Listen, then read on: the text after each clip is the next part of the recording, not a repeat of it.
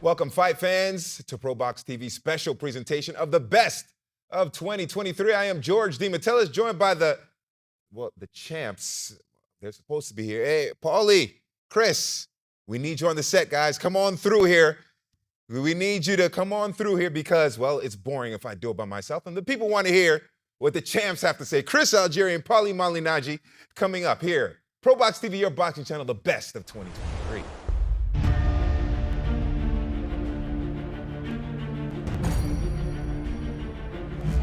Here we go. It's time to fight. You're surviving, you're trying to sneak a win, but you want every opportunity that you can.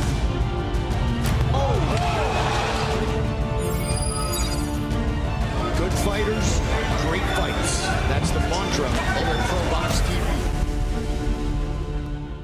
All right, fight fans, we can officially say this is ProBox TV's best of 2023. And now this is the first of a two-part series that we have here on the network. But before I continue on, I got to welcome in the champs officially. We have Chris Algieri to my right, rounded up one time, and Paulie Najee to my left.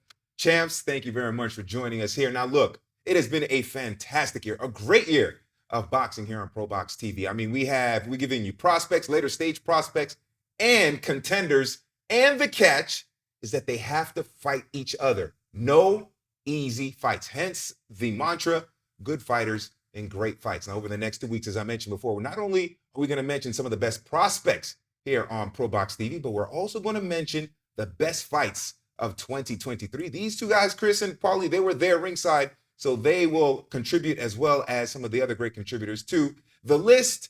And don't forget to download the app and hit us up on YouTube to get your comments, because from what I've seen with some of these comments, you guys really know what you're talking about when it comes to ProBox TV and the fights that we put on and the best fights and the best prospects. Now, we're not alone because, you know, the more people you have to the party, the more fun it is. We are joined here by the Hall of Fame trainer, Teddy Atlas, and we got Showtime Sean Porter. You can see them on various shows here on ProBox TV. Gentlemen, first of all, thank you very much for joining us. Happy 2023, happy holidays. And Teddy and Sean, well, Teddy, let me start with you first. What does ProBox TV mean to you in terms of the way we present boxing? It means that if there was more of it, you wouldn't have Showtime going out of business. You wouldn't have HBO gone. You wouldn't have some of these gaps and vacancies that you're getting in the sport, because you'd have what you're supposed to have. The only thing fans want, it's not complicated. It's a pretty simple formula. It works for UFC. They built that brand into a monster. And again, not complicated. Put on competitive fights. Stop with the A's and B's. Put on fights where you don't know. Nobody wants to go to a movie knowing what the end of the movie is. They ain't going to go. The movies would be out of business. You don't want to know the ending before you get there. And you know that on most of these fights, because it's usually the big promoter with the network building up their A side and putting them in with cannon fodder for the first 2 years until they get to a certain point, and then they start to step up a little bit. You have foregone that in over at ProBox, where you put guys in, you get the right guys, whether they're undefeated guys coming up that are hungry, that are trying to get to the next level, or whether or not they're guys that came a little short of the next level, and they're getting another shot at it. So whatever it is, you're putting on fights that you can make an argument going into it that either guy can win. And that's what fans want. They want fights where they can make an argument for either side, competitive fights.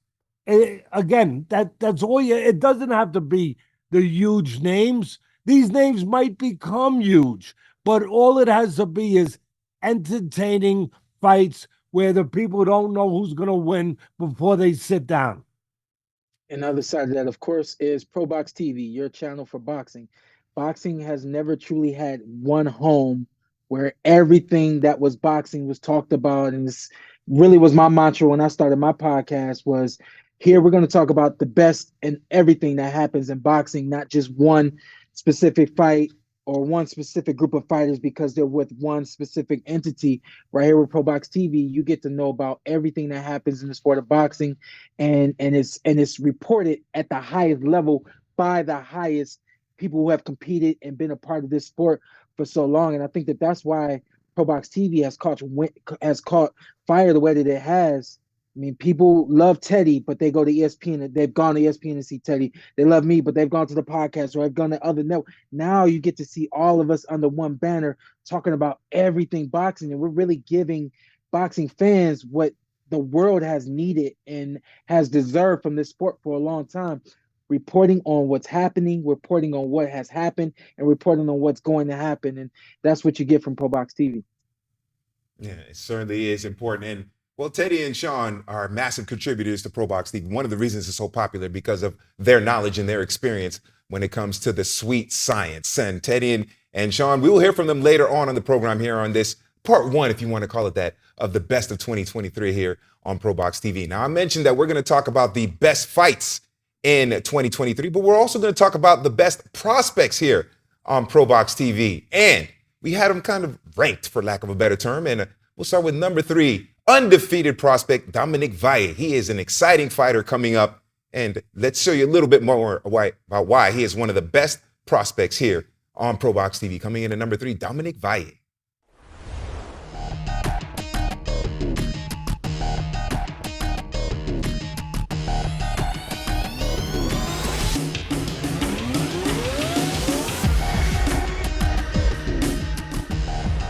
The man is right here in the flesh. 8-0 by 6 victories by way of knockout. Dominic Valle joins us on the set. Dominic, first of all, thank you very much and for joining us here on ProBox TV. You have a great career. You're one of the best prospects in all of boxing, and you're here on ProBox TV. Before we hear from you, I want to hear from Paulie and Chris, because what does he rank in terms of prospects for here on ProBox TV compared to like Premier Boxing Champions, Top Rank, Golden Boy, Matchroom? Where does he rank, Paulie, for you?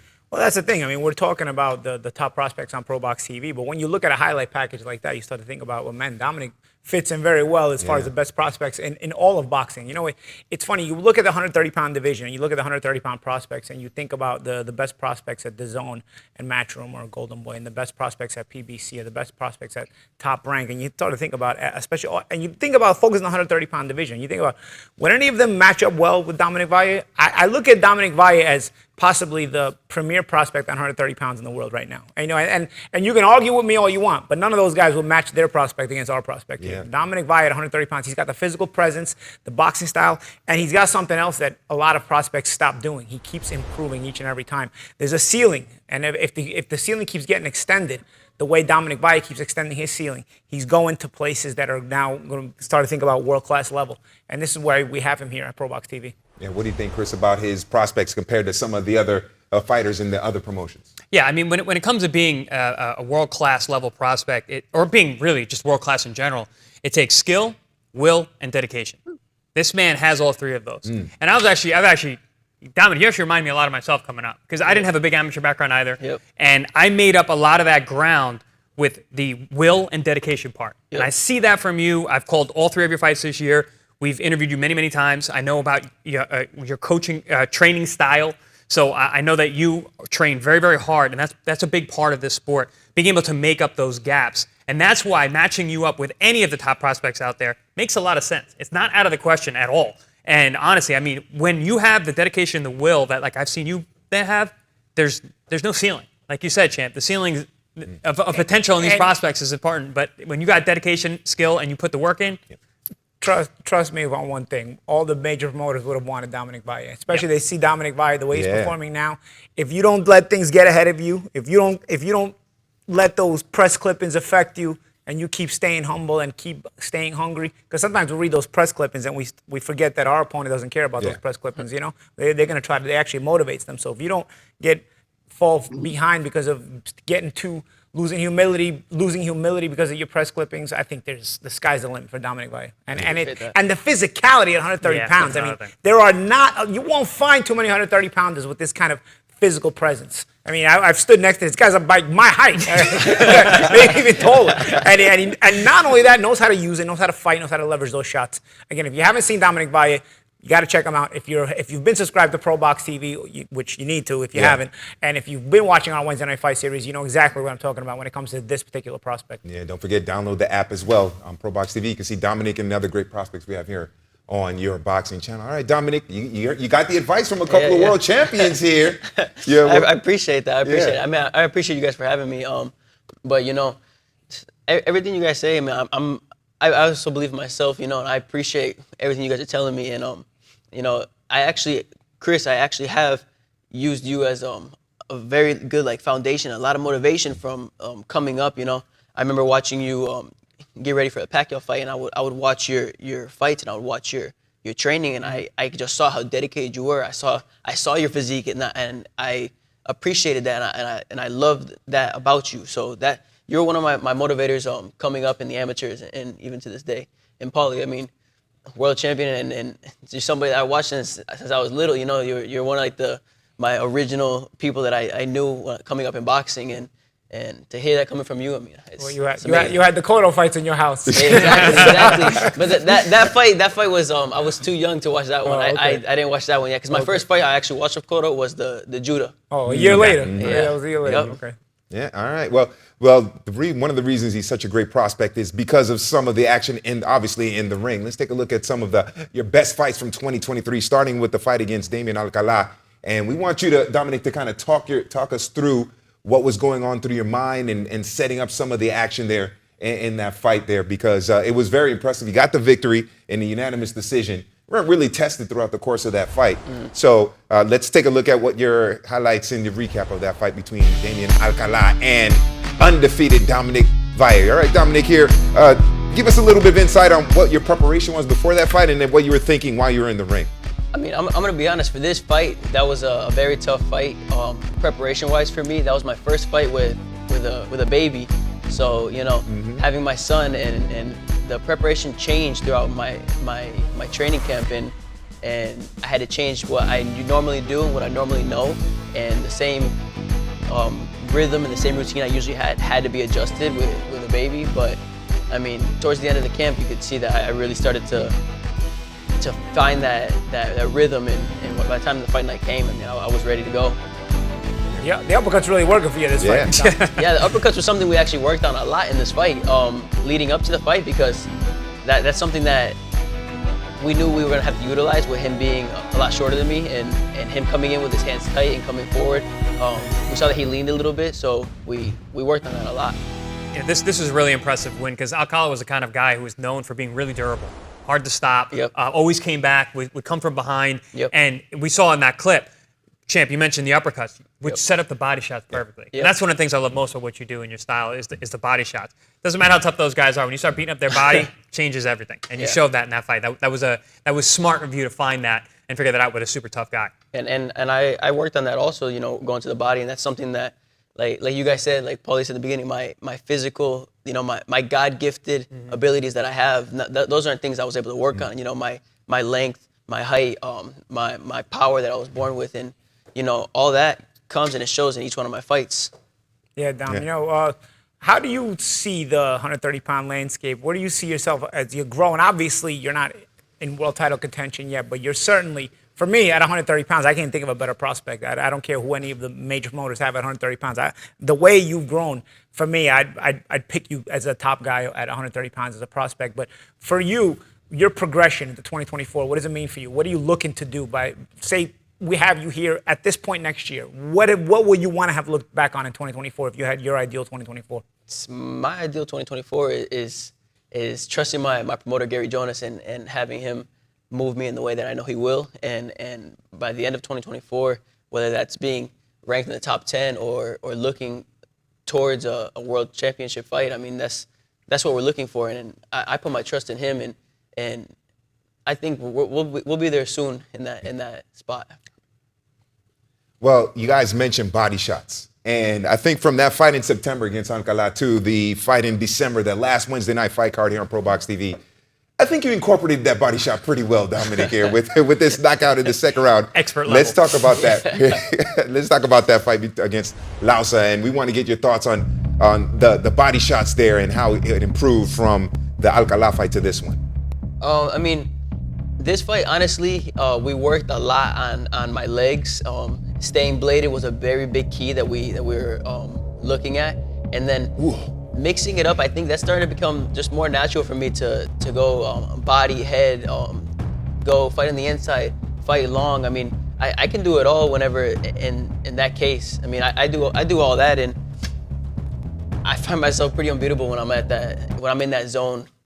I mean, for me, what I saw there too is your ability to stay controlled and control range. I mean, you've got reiterate, you're a big 130 pounder. Yeah, so you can see that in the the clip. ability to control range, and these are not cupcakes. We've got our prospect in against. I mean, if you guys know what we do here at ProBox TV, we measure our prospects tough. That was a guy who was 11-1, came from MMA, which are usually rugged, sturdy guys. And when the fight started, I remember this guy's kind of physical. This guy's kind of got this raw physique, like he's trying to bully you a little bit. Yep. It's sometimes not easy for a young prospect to stay not only bladed and fundamentally sound, but just not to get emotionally involved into the fight. But you can stay calm, and your control of range against that guy, particularly in that fight, for me was something better than I had seen from you before. It was another step in that direction where I'm like, okay, he's getting his identity in full now. Yep.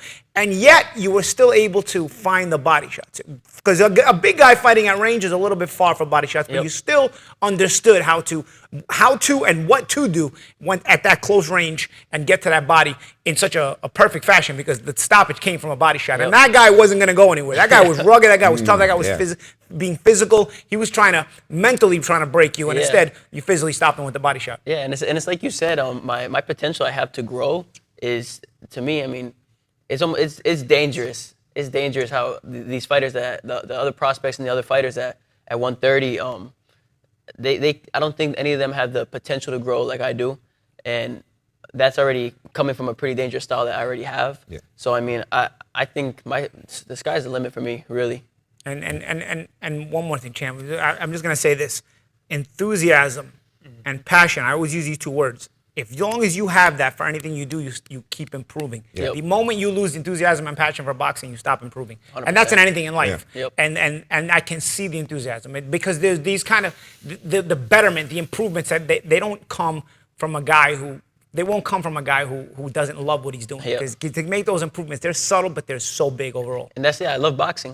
You know. So when you love boxing, it doesn't seem like work. You know what I mean? Like I said before the fight, you know, this is my 9 to 5. You know, this is my life. This is my career. So this is what I do. I mean, if I'm not waking up and thinking about it and waking up and studying, I mean, I got to study all the fights and I got to study everything, or else, you know, I won't go anywhere. Before we get to the full fighter of Carlos Rosario real quick, I wanted to ask you something, Dominic. You mentioned you have a son, 5-month-old son. How is fatherhood giving you a motivation to continue on and be a success in boxing? I mean, honestly, you know, diapers and formula, they're not cheap, you know. But but on top of that, you know, I don't know what it is, honestly. There's something different, and I said that going into this fight, my sparrings and everything. There's something has been so different about the way I train, the way I'm learning, the way I'm putting all my, like, everything I have into my craft. It's been insane, and I think I'm gonna give the credit to my baby with that one, because I've been locked in like I never have been before, and that's when I think I'm becoming extremely dangerous for everybody else in 130. Well, you know what that is? That's maturity. Yeah. That's what it is, and that's we were talking about the growth that we saw in that last fight. That was maturity. Whenever I describe Dominic Valle, I always say, listen, he is fundamentally very solid. Guy throws a ton of punches. I love combination punches, because a lot of guys don't do it anymore because it's dangerous. Yep. But you actually keep your hands up in good position. That last fight, though, you're picking your spots. Yep. That's a difference. That's a maturity level that you don't normally see in a fighter with a few fights as you have, especially guys who don't have that deep amateur background. So, yeah, maybe you can say that was your child that's giving you that extra maturity that you're bringing into the ring now. Yeah, I mean, I'm happy with where I'm at right now, you know, and I can feel myself consistently growing, and I really, the sky's the limit, and I know how good I can get. Yeah, and as you mentioned, Pampers and milk are not cheap, and it's getting more and more expensive. All right, now we're going to take a look at the full fight here of Dominic taking on, as he was able to defeat Carlos Rosario back in June here on ProBox TV. Both guys feel like they're the guy to watch. Winning mentality on both guys, and it's going to translate into a good fight. Here we go. It's time to fight. blue and white trunks for 6-1, Carlos Rosario.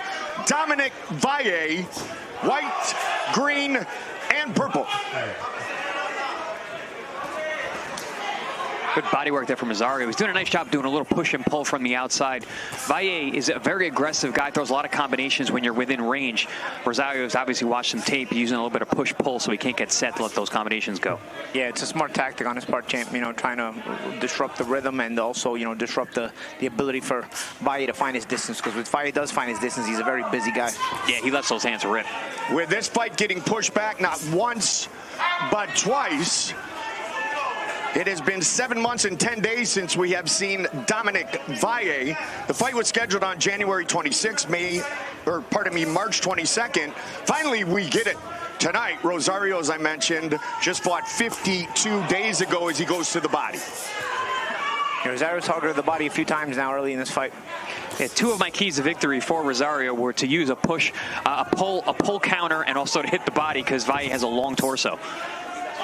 And you also mentioned, as we will get to after this round, Chris, when you got the guy that he has in the corner, you listen to your corner. Yes, yeah. I mean, oof, got a living legend. Nice uppercut there from Rosario as well.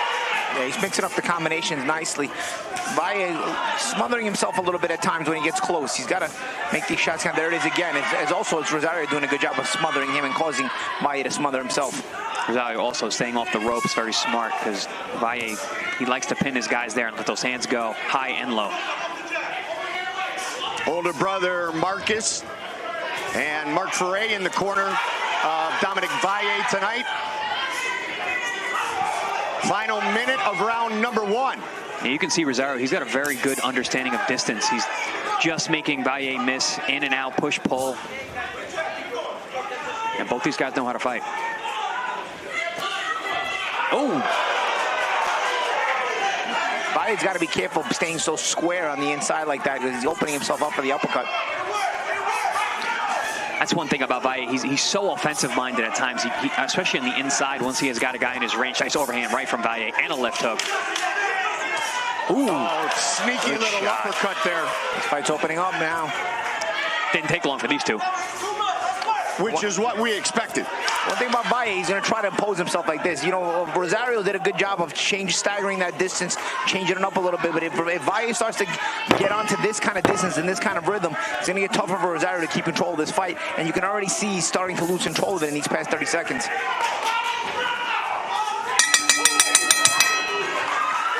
Action-packed round 1. 3 minutes in, we've already had ebbs and flows with both men being successful.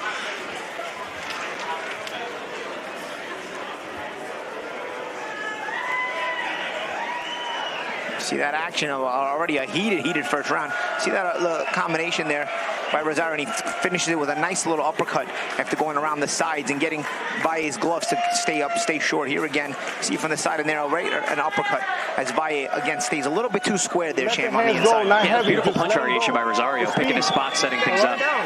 Mark Ferre. You hear me? We don't rest out there. Your legs got to stay ready. 3 minutes. Speed. Use a jab, use a double jab. You can walk this dude down. Bing, bing, bing. All right? You got me? I got you. You heard me? Yep. Hit the body. Mark Ferre has said about the Valle brothers, they are our template. And last time we had fights, we had Dominic Valle's older brother Marcus. And the same thing with Coach Mark. He said they're easy to work with. You'll never be a good teacher if you don't have a good student. Round number 2. And these guys come out firing again. Yeah, Valle again coming out with the intention to take control of the ring. He had a little trouble with that in the first 2/3 of the first round, but he started to take control of the ring in the end of the first round, and he's trying to get things started right away. As Mark Ferre told him, you got to work for 3 minutes. You know, Valle's, he found success in the first round by picking up the pace. You can see already in the second round, he's like, all right, that worked for me last round. Ooh, big shot again on the inside, that uppercut. And Chris, I was just about to mention that Rosario tends to move a lot and will look to counterpunch, which he did exactly that with that uppercut. Yeah, he's doing a great job of changing distance and changing range up and down, changing levels, and then picking his spots. He's very crafty in there as Rosario. The problem is it's not discouraging the pressure of Valle. So you've got to pick up the pace just a little bit more if you're going to keep up with Valle. Though another good shot landed there by Rosario. I don't know. A few more uppercuts the way that Valle's heads were getting popped up. I think he's going to get the surge. Get off his head. Stop. As Paulie mentioned, when we were at the test, lone loss was here against then 5-0 Ezequiel Barrera, an undefeated fighter in a bigger weight class for Carlos Rosario, but he has since earned himself a very good win, and now looking to make it 2 straight and hand Dominic Valle the first setback of his professional career. Yeah, we're starting to see that pressure from Valle is starting to pay dividends as Rosario is just not able to keep up. Yeah, and he's getting hit on the end of the combinations too, where he's trying to get out of the way of the initial shot. That kind of got his attention there. He's trying to get away from the initial part of the combination, but it's just the combination keeps on coming and coming. It's almost like Rosario thinks the combination's over and Valle's still punching. Yep, and what happens is he gets away from it, but he puts himself out of position for the continuous follow-up. Valle, 2 inches taller, 2-inch reach advantage. Rosario, there's that movement we talked about before. One thing about Rosario, there is good work being done by him.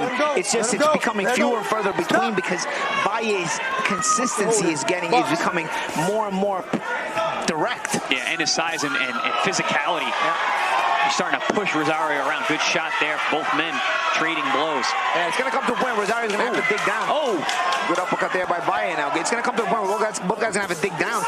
Rosario's going to have to make a decision. Am I going to allow myself to be outworked here? Because I can hang with him skill-wise, but am I going to decide to go to an uncomfortable place and try to punch with Valle to get him off me? 10 seconds. Which is what you talked about, Paulie, that Ivan Calderon said to him after the setback in November of last year right here. Are you willing to go into the deep waters?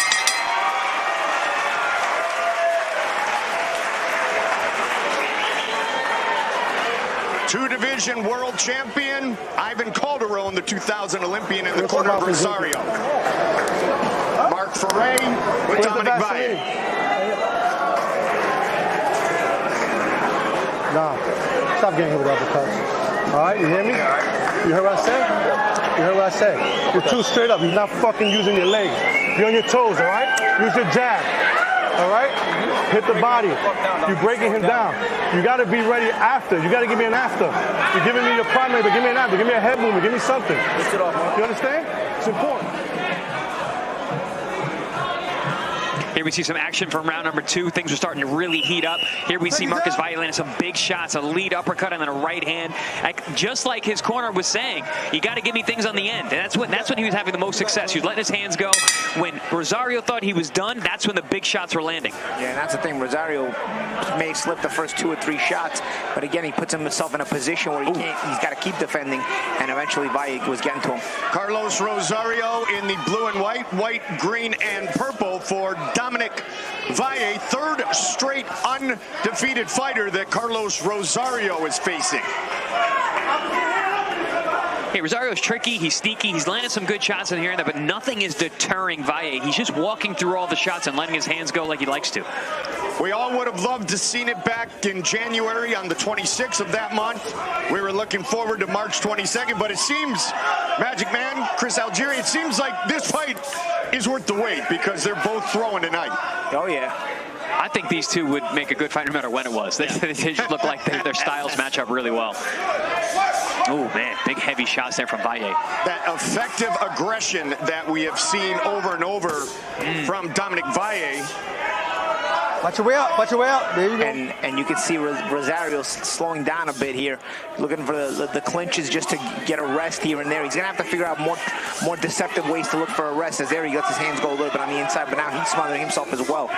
You know what it looks like, Champ? It looks like Rosario is being forced to punch. He's not like ready to punch. He's just, the pace is pushing him, and he's just letting his hands out there, not really throwing. And I can understand what he's trying to do. Look at a good counter there by Rosario. I can understand what he's trying to do. He's looking for ways to sort of slow down the pace deceptively of Valle, but just trying to clinch or smother yourself isn't going to do it. You're going to have to maybe show different looks and then give a different target, change levels a little bit so that Valle has to stop and think for a second. And Paulie, he did show that different look for a moment. Southpaw stance for Rosario. Now Chrissy's gone back to the orthodox stance. Yeah, I don't know if he actually chose to do it. I think that Valle was putting so much pressure. He just stepped back into that stance and had to punch while he was there. 1 minute on the clock here in round number 3. Both men fought on the same card here back in November of last year. Good body shot to the gut there by Valle. That stopped Rosario in his tracks, and now he's holding. That right hand uppercut. Yeah, that was a right uppercut to the gut, and I think Rosario felt it a little bit. We heard Mark Ferre in between rounds. He said, Dominic, you got to use your legs more. Chris, are you seeing that here in this round? Yeah, I mean, the thing that he's asking for that I haven't seen so much of is the jab, and I think that would really make a difference because you'd be able to keep the contact on him. Yeah, I think if he cuts off the ring, I think Rosario may start to be on the verge of going because the only breaks Rosario is getting are when he's able to kind of just get away. Oh, man. Heavy shots from Valle. Another big body shot thrown by 22-year-old Dominic Valle. I think we're starting to see Rosario start to unravel. The pressure's really going on him. Outstanding round 3 for Valle. Well, it's starting to fly a little bit, guys. That means Paulie's going to get his big old napkin, Chris, so he doesn't get any blood on him. Even if he is wearing all black tonight. Yeah, he just pulled out the curtain, covered himself up.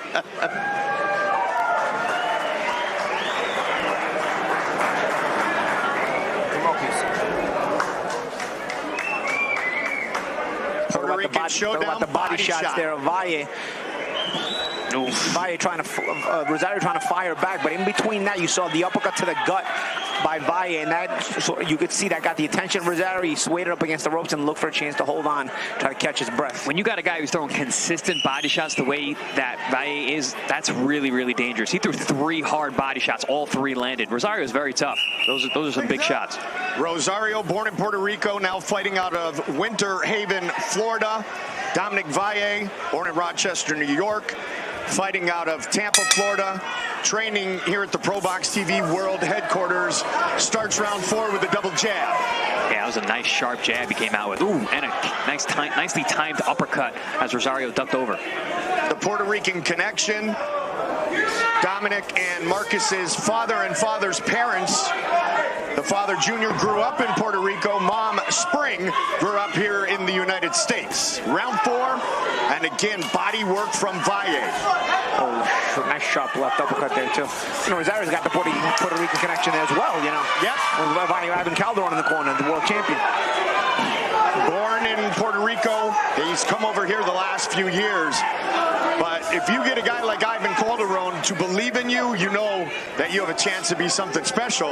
But Ivan can't get into the ring with you, Paulie. He's got to do it himself. And he's going to have to show the craftiness. And the good little right hand he threw there, but he's going to have to show the craftiness of what that Ivan used to show during his career.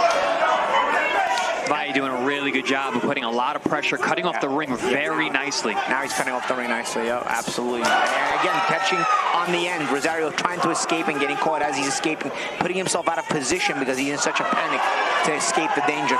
There's that quick snapping jab again from Dominic Valle. Good timing on that right hand. Head off line, beautiful shot. And you know what? Mark Ferre just told him bluntly, good right hand as well. He's finding the target with some good shot selection. Mark Ferre told him bluntly a couple of rounds ago, yo, man, stop getting hit with the uppercut. And you know what? And he hasn't got hit with the uppercut anymore. Nope, not since then. Little southpaw again for Rosario.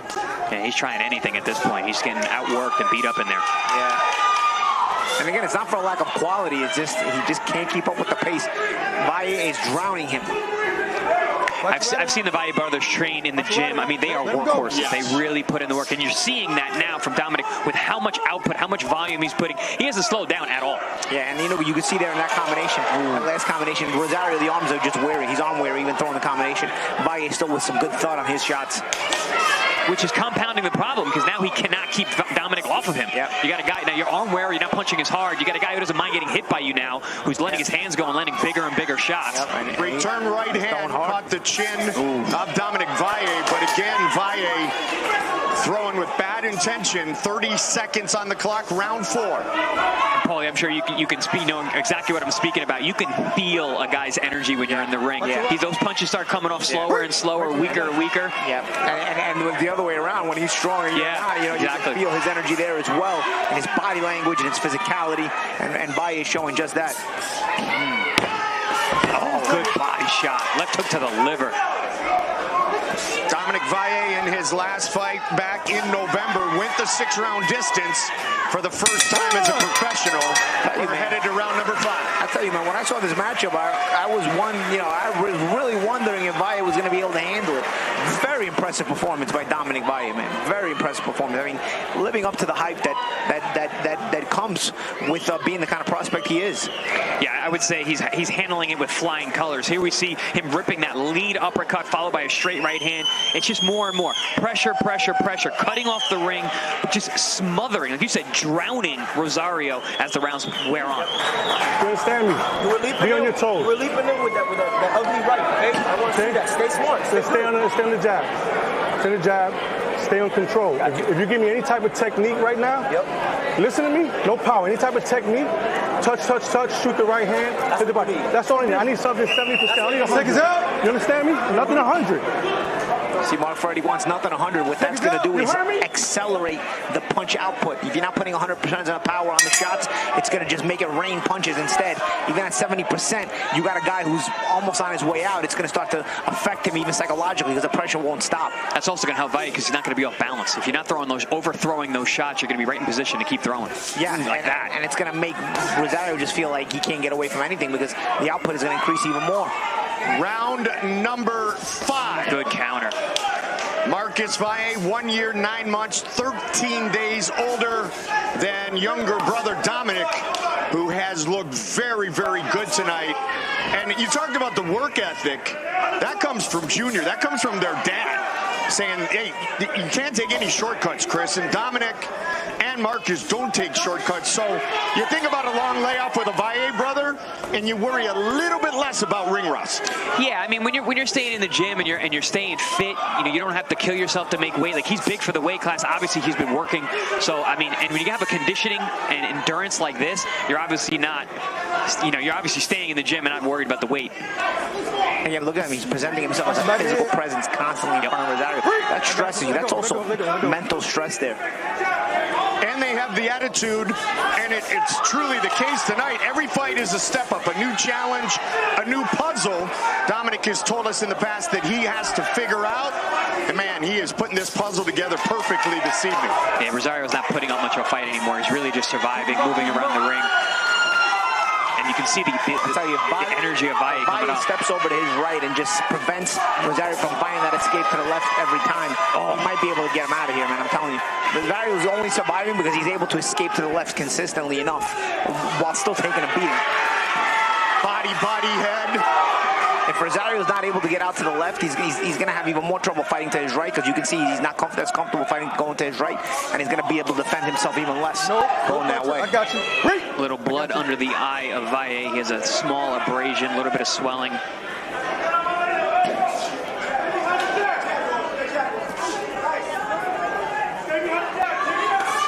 Another body shot.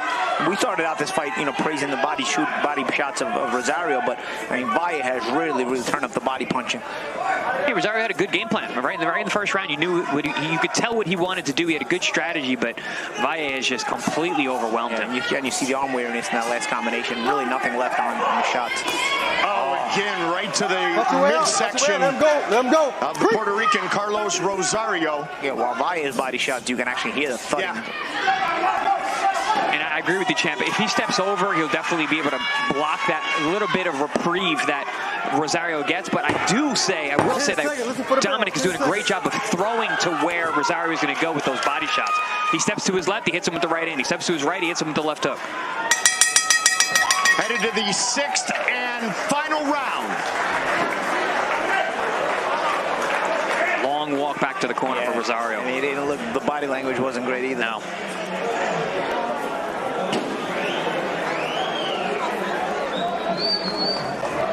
uno puede llevarse una pelea en un asalto. ¿Ok? O es todo o es nada. Confía en ti mismo. Vamos, yo voy a ti, tú estás ahí.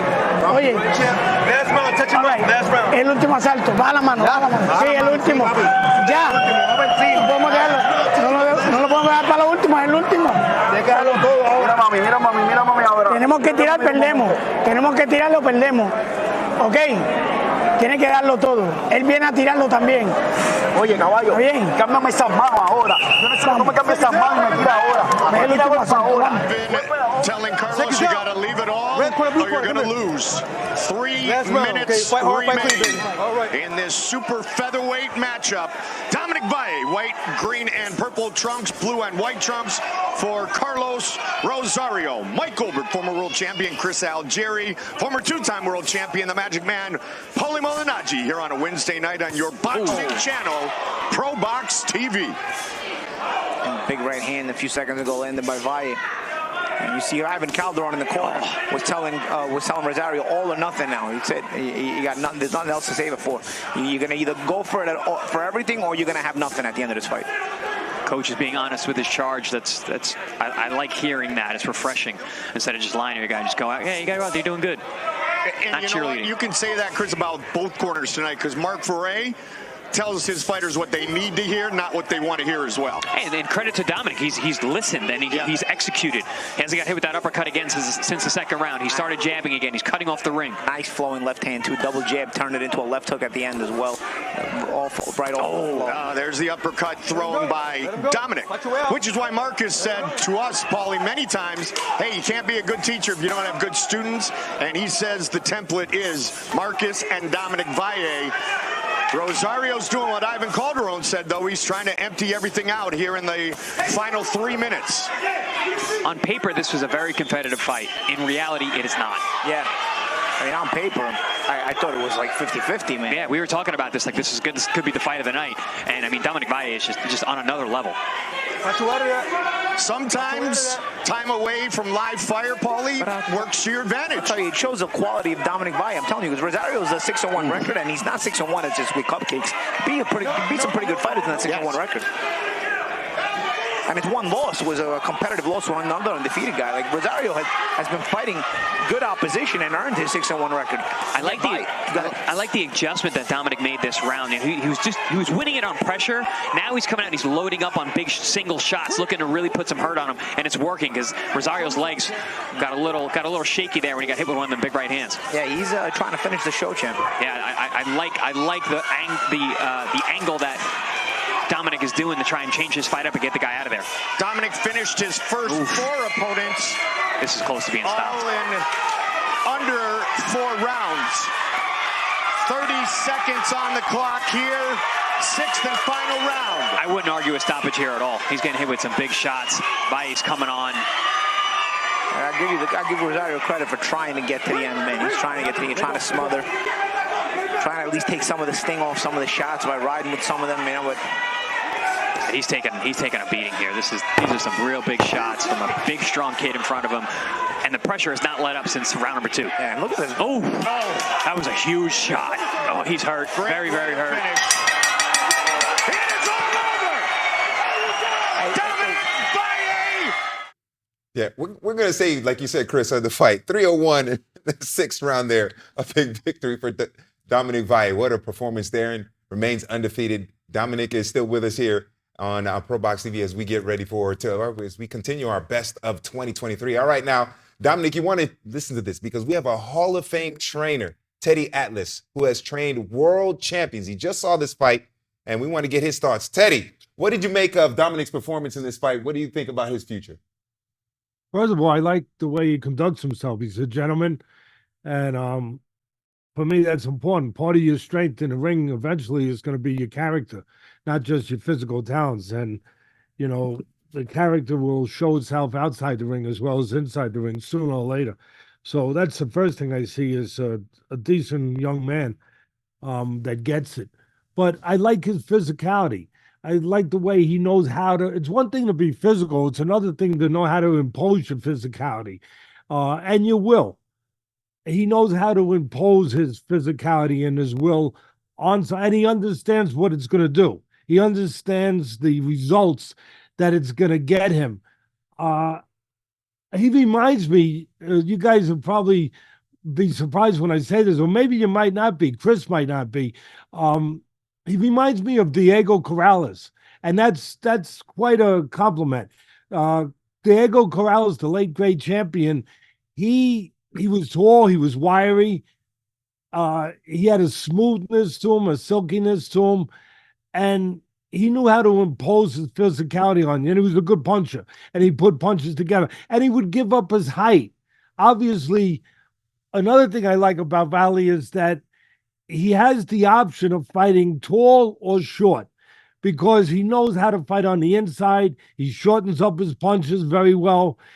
He's very comfortable on the inside. He has the mentality to be on the inside, but he also has the option to fight tall on the outside. He's got a good jab. He showed me that. And he showed me that he's got an educated jab. I don't think he uses it enough all the time, but he'll look to hook off it, uppercut off it, control range off it. So I like the fact that he's got the options to go inside or outside. As far as what I would work on, his people are doing a tremendous job with him. I would work on tightening up his defense a little bit. You're going to be that aggressive. You don't need Teddy Atlas to tell you. You want to be as hard to hit as possible because you're taking more risks than the average guy. You're coming forward. You're pushing the envelope. And that's part of what I like, too, for your future. You're fan-friendly. People will want to watch you, and it's always easier to promote someone when they're promotable in a way that people are going to go and buy a ticket to watch you. But you can improve your defense in a way where on the inside, you got caught some uppercuts. I would say get your head out of the middle or even drop one of the gloves without exposing yourself. Drop one of the gloves just a little bit under your chin so you won't get surprised by an uppercut. You'll catch it while you're in the middle. I love the way you go to the body and the head. The other thing is what Paulie touched on, and both Paulie and Chris were touching on, where you got to learn how to cut the ring down. You're going to be putting pressure on guys. Guess what? They're not going to accommodate you. They're going to move. They ain't going to want to stay in front of you. They're going to move. They're going to use the ring. Learn to cut the ring down a little bit more efficiently. And the only other thing I would add to it is something that I touched on earlier. I'd learn how to be more consistent fighting tall in spots because you're going to come to an opponent someday where you're not going to be able to dominate on the inside.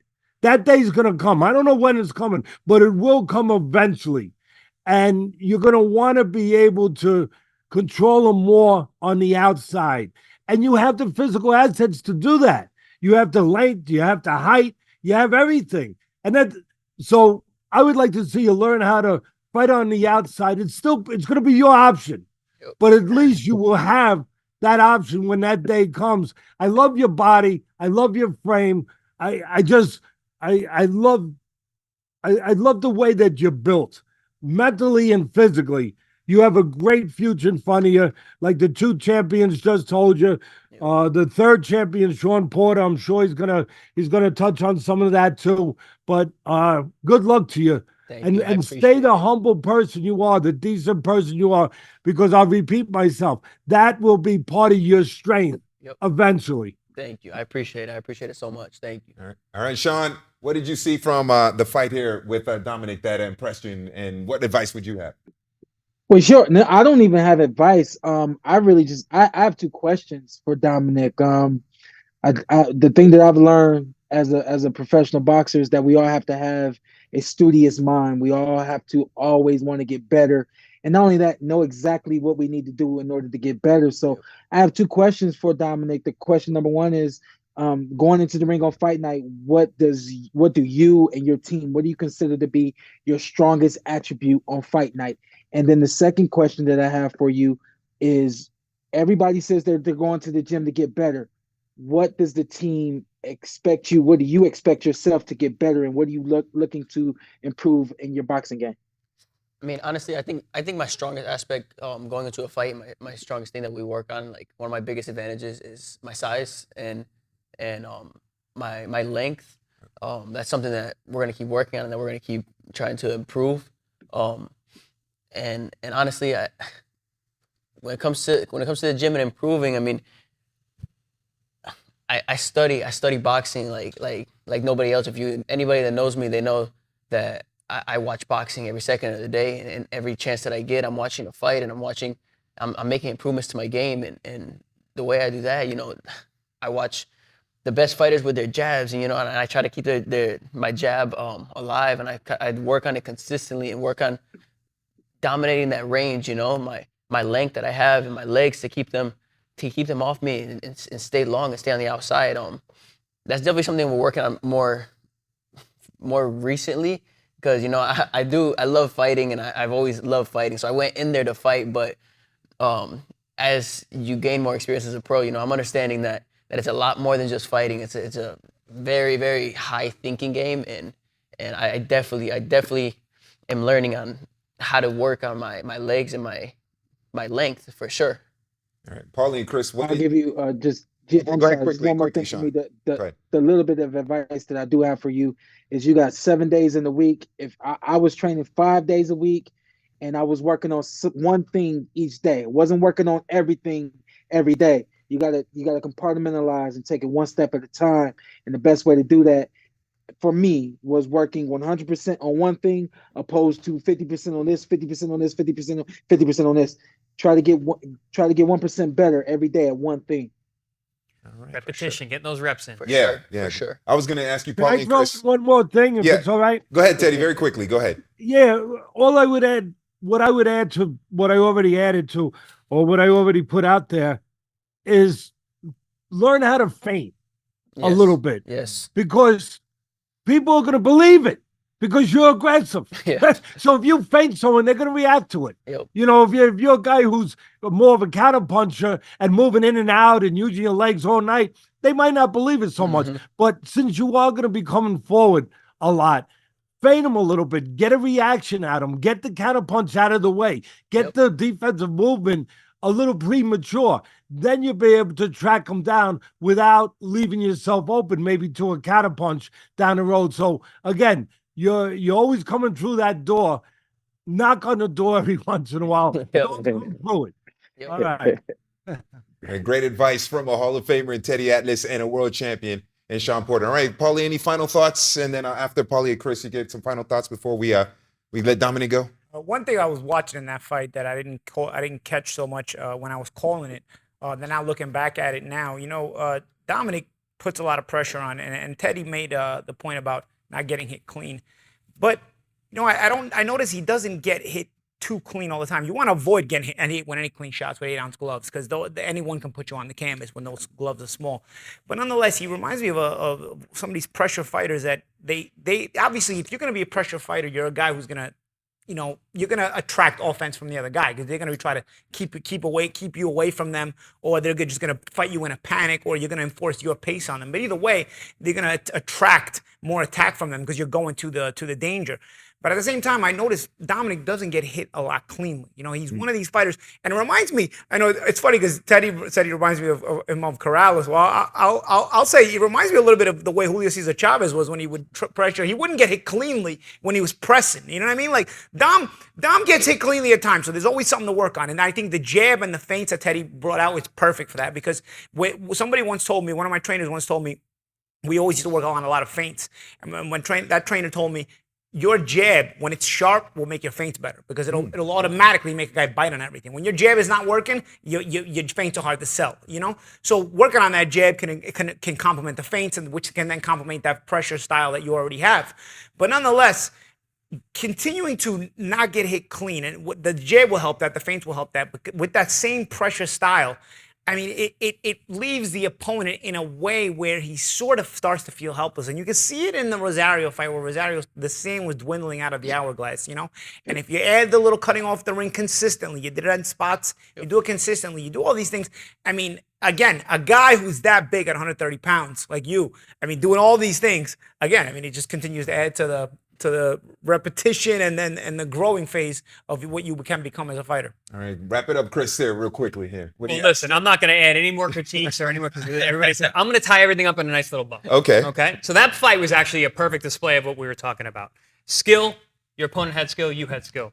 Will, your opponent had will, you had more will. Yep. Dedication, which is what you did in the gym. We couldn't see that, but it showed in the fight. Yep. And that was the difference in that fight. And I think you've actually improved since then. We talked about that off air. Mm-hmm. But I'm just going to say this.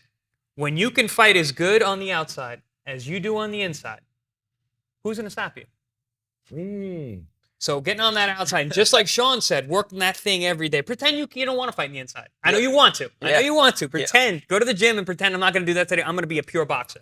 I'm going to be a pure boxer today. I'm not going to get hit. I'm going to use my jab. I'm just going to work that and just work that to every day. Because listen, you're going to fight when the chance is there. When the guy's there, you're going to let your hands go. That's in your blood. Yep. You don't even need to work on that. The other things, though, the things that are more difficult, and that's where the dedication and discipline comes in. Yes. The other D, that's really important. Yes. But honestly, man, I think we covered it all. And like I said, you've gotten a lot better since that fight anyway, so that's a whole different thing. Yeah, it's gonna be a great 2024 for Dominic Valle. And Dominic, we have a surprise for you here. You are a family man, right? So and you brought your lovely wife and your beautiful child. Yes. So let's bring them on here, Daniela and the baby, so we can see the biggest motivation in Dominic's life right now is the wife and kid. Let's bring them on. Owen is awake too, so that's a beautiful thing. There you go. Yeah. Hey. It's all right. He's a star already. This is Luca. Luca's ready. Luca. All right. How you doing, Luca? You good? Luca's curious. He's a happy baby. Yeah. Great, beautiful family there and a great great trajectory in your career as well. Dominic, man, thank you very much for your time. We appreciate you.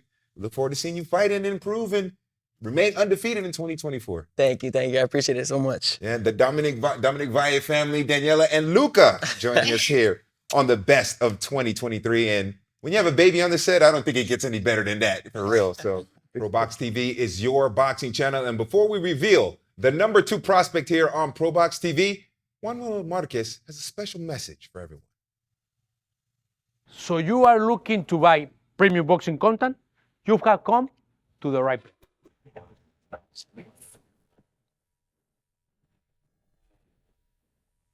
We don't see ourselves as promoters. We've created a boxing channel for the fans where they can really follow the sport, and we're just taking it to another level. I'm gonna put some hope in this bottle for you. All right? This is serious stuff. This is ProBox TV. The hope in the bottle gets me every single time. It's unbelievable. All right. The number 2 prospect here on ProBox TV is a middleweight prospect with a bright future, Darrelle Valsaint.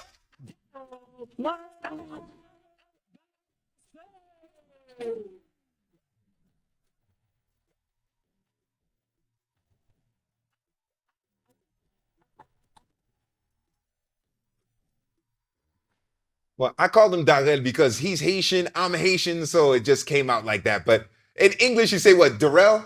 It's Darrelle. Darrelle Valsaint. Got to making sure we get it clear here. He is joining us here on ProBox TV, best of 2023. Darrelle, first of all, thank you very much for taking the time to join us here. And tell us a little bit, before we listen to you, we want to hear Paulie and Chris tell us why he's such a good prospect compared to some of the other promotions in PBC Top Rank, Golden Boy, and Matchroom. Paulie, what makes him so special compared to those other prospects? Well, first off, you saw the way he told you to call him Darrelle? Yeah. He went from real nice to real serious. Yeah. So there's the beat streak in there behind the nice smile and behind the nice guy that is Darrelle Valsaint. I'll tell you what, for me, he's one of the most athletically gifted fighters on the planet as a prospect for sure. He's a super athlete, can fight with speed, natural reflexes, fights out of both stances very, very well, which of course, if you got a whole boxing fans know that's a rarity. And his defense and offense translates beautifully. It flows like water out of both stances. For me, he's the talent on this kid. If he keeps maturing in the way he's maturing, sky's the limit. Again, ProBox TV, we have some very good prospects. And in comparison to the other prospects on the major networks, on the guys like that the Zone have with Golden Boy and Matchroom, that ESPN have with Top Rank, that PBC have, which whatever network they're on now. It's funny because Darrelle blends right in with any of the prospects at 160 pounds. And again, I match him up against any of them. You know, for me, Darrelle Valsaint, it can be matched up against any of his fellow prospects. He's not only moving up the ladder in a way where you expect a prospect to move up the ladder, but he's doing it even more so. He's doing it even more impressively. Not only is he getting the wins, a prospect separates himself from his peers when he's able to win in impressive fashion. Because all prospects are expected to win, otherwise they wouldn't be prospects. Right. Darrelle Valsaint wins impressively each and every time, and he shows a plethora of talent and skills in doing so. Yeah, 10-0 with 8 victories by knockout. All right, Chris, what do you like about him as a prospect? You know, just a few moments ago, we were talking about Dominic Valle, and I was talking about, well, it takes skill, will, and dedication. Now, the skills there, absolutely. The work ethic is all there, but also what you talked about, Champ. The physical gifts that you have, the power in both hands, the thing that you can't develop. You either have it or you don't. You got it. And, you know, the athleticism. It's funny, you actually remind me of a good friend of mine, Daniel Jacobs. Another 160-pounder who was very, very talented, extremely athletic. I remember one of the first times I saw him spar. And I'm like, man, guys can be this good? Why am I even doing this? They can be that good. Why am I going to do that? I can't do that. So when I watch you, I think of the same thing. I get the same feeling when I watch Daniel Jacobs, and I was like, man, what a good athlete. If I had 30% of that physicality, what I could have done, because I had to do it the other way. I had to do it just with hard work. But, man, you got a level of athleticism and physical gifts that can take you literally to the top. And that's why we're talking about you today, and that's why we can compare you with literally anybody in the world in terms of prospect potential. It's so funny because you look at Valsaint and you look at Darrelle from both stances, and you look at him, he's so sharp. And I remember Danny Jacobs coming up from New York. I remember Danny Jacobs. I got a funny story about Danny Jacobs, and Darrelle's a terror in the gym too. Yeah. So he'll appreciate this. I remember going to Vero Beach to Buddy McGregor's training camp. One of the first times I was there, and Danny was there. You know, and Danny was how he was at the time. He was getting ready for the Olympic trials or qualifiers for the trials, and he was sparring James McGurk and Saku Powell. We're both pros and we're both very good prospects at the time. He did 5 rounds with one and 5 rounds with the other. As an amateur, I was looking at him and I was like, dude, it's like they're the sparring partners. Right. Yeah. He was always good. It's like he was that talented. And when you can do it at both stances in such a fluid athletic stance, you know what, Darrelle, I think about what I've seen from you now, and I you know what, it's a great comparison, man. Yeah. I mean, Daniel was really, really of that level. He was coming up the ladder. He was really, really that impressive. And Darrelle, you've been putting those kind of performances together. All right, Darrelle. Appreciate it. All right, so let's take a look at some of your highlights here. You're undefeated 10-0, 8 by knockout. Now, the first one is your TKO victory over Marcelo Buzovsky.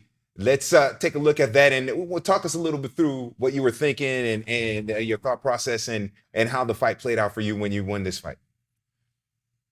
What was going through your mind here when you had this victory here? What was the thinking there with the punches and everything? This victory, I wanted my knockout to be like very clean, so I wanted to like get like in a close enough distance to where he could like throw, and I'd be able to slip and like catch him and throw an uppercut. That was my main goal, was to catch him with an uppercut. Yeah. I already had that in my head before I even went into the fight. Yeah, that was a TKO in the second round, and then just over a month later, you had Daniel Aduku in July. That was a 4th round TKO. So tell us a little bit about the preparation heading into that fight, and then what happened in the ring from your perspective. I had a great camp. Really, I was headhunting a lot. I could have got him out of there early, but I was headhunting, running, wasn't listening to my coach. So he was like, man, go to the body. I went to the body and got him out of there easy. Yeah, TKO in the 4th round in July here on Wednesday Night Fights on ProBox TV. That little shuffle before the body shot. You know, again, that's athleticism. It's like, it's subtle things, but not everybody could do that. It's another highlight, another knock. You know, anybody can shuffle, but not everybody can shuffle and flow into a body shot so smoothly that the guy doesn't see it or notice it. But also have the power. So I remember asking a basketball coach what the most impressive thing about watching an athlete. What do you look for in an athlete? Number one, he said ability to change weight fluidly, to change from one foot to the other. And that's something that you do really well. And it's just an athletic move. It's just something that it's so important for our sport, but to be able to do it the way seamlessly, the way you do, is why that we have you ranked so high in terms of prospects in the world. It makes you deceptive. Yes. You know? Because again, deception is everything when it comes to boxing. Boxing is basically a game of illusions in a lot of ways. Yeah. You know, you're trying to sell something and it's not there and it's there, you know, and it makes you so much more deceptive when you have that ability to be balanced, be athletic, and do it in ways that others don't have the talent to do. There's a great quote about that. Boxing is about lying. You're lying in the ring. You're lying to yourself and you're lying in the ring to your opponent. Unfortunately, outside the ring, a lot of scumbags lie there too. Well, the way he's been fighting, opponents have been lying down because he's been knocking them out. The other kind of lying. The other kind of line. The line that's good for your record there, that's for sure. All right, now, Darrelle, take us through what happened here with Diego Yablonski, because this was a first-round knockout back in October, and you got him out of there pretty quick. What was your thinking here in this fight? Oh, that uppercut. This fight, I was just really being patient, taking my time, really getting used to the distance, and I really set that uppercut up. I seen it, and I took it, and it landed. Was that something you realized in film study when you were preparing for the fight, or what was the preparation for that? Just the camp, really working on my IQ. Okay. IQ was really the main thing, and it's been showing in a lot of my fights, recent fights, for sure. And this one coming out of the southpaw stance as well, as you can see, flowing out of both stances. Very, very nice. I was going to ask you actually about that. We keep seeing the uppercut. You said there's something you're working on in the gym, but we've seen it from the right hand, we've seen it from the left hand. So when you're working about it and you're thinking, all right, I'm going to land that uppercut, are you thinking it's going to be the right, it's going to be the left, or it's just like whatever opening you see is what you take? Whatever opening I see, I take it. And that's the IQ. Yep. You're talking about working on the IQ. The IQ is part of the IQ in the ring is the ability to, you can film study all you want in the gym and in your room and work on things in the gym, but the IQ is your ability to think in those 3 minutes. You know, your trainer can even tell you between rounds, but there's things that you might see and you got to grasp on quick, and how fast you're able to grasp on those things and then to make guys pay for them or to adjust to them. That's, for me, what makes a high IQ fighter. And that's the reason why a lot of guys don't like to watch tape. They get too rigid in what they see and what they try and work on. Bruce Lee said, be like water. You know, when you're able to change directions like that, that's like water. That's the way it's supposed to be. That's something you train and you work on consistently in the gym, is the movement and the head movement, and then trying not to get too rigid, as Chris said, when it comes to the to translating that film study into the ring. Right? Definitely. All right, now this fight here against Lucas Abreu, I wanted to ask you this because the coach and Gary weren't happy with your performance in that Lucas Abreu fight. You won. Yeah, I got the job done. Got the job done, but what was your thoughts about your performance there, and the fact that maybe some of the people behind you weren't exactly thrilled with it? I wasn't really too impressed myself. I went into the fight not really, I wasn't really disciplined for that training camp. I'm gonna be honest, I wasn't really disciplined, and I went into the fight not really listening to my coach. So I made the fight harder than it needed to be.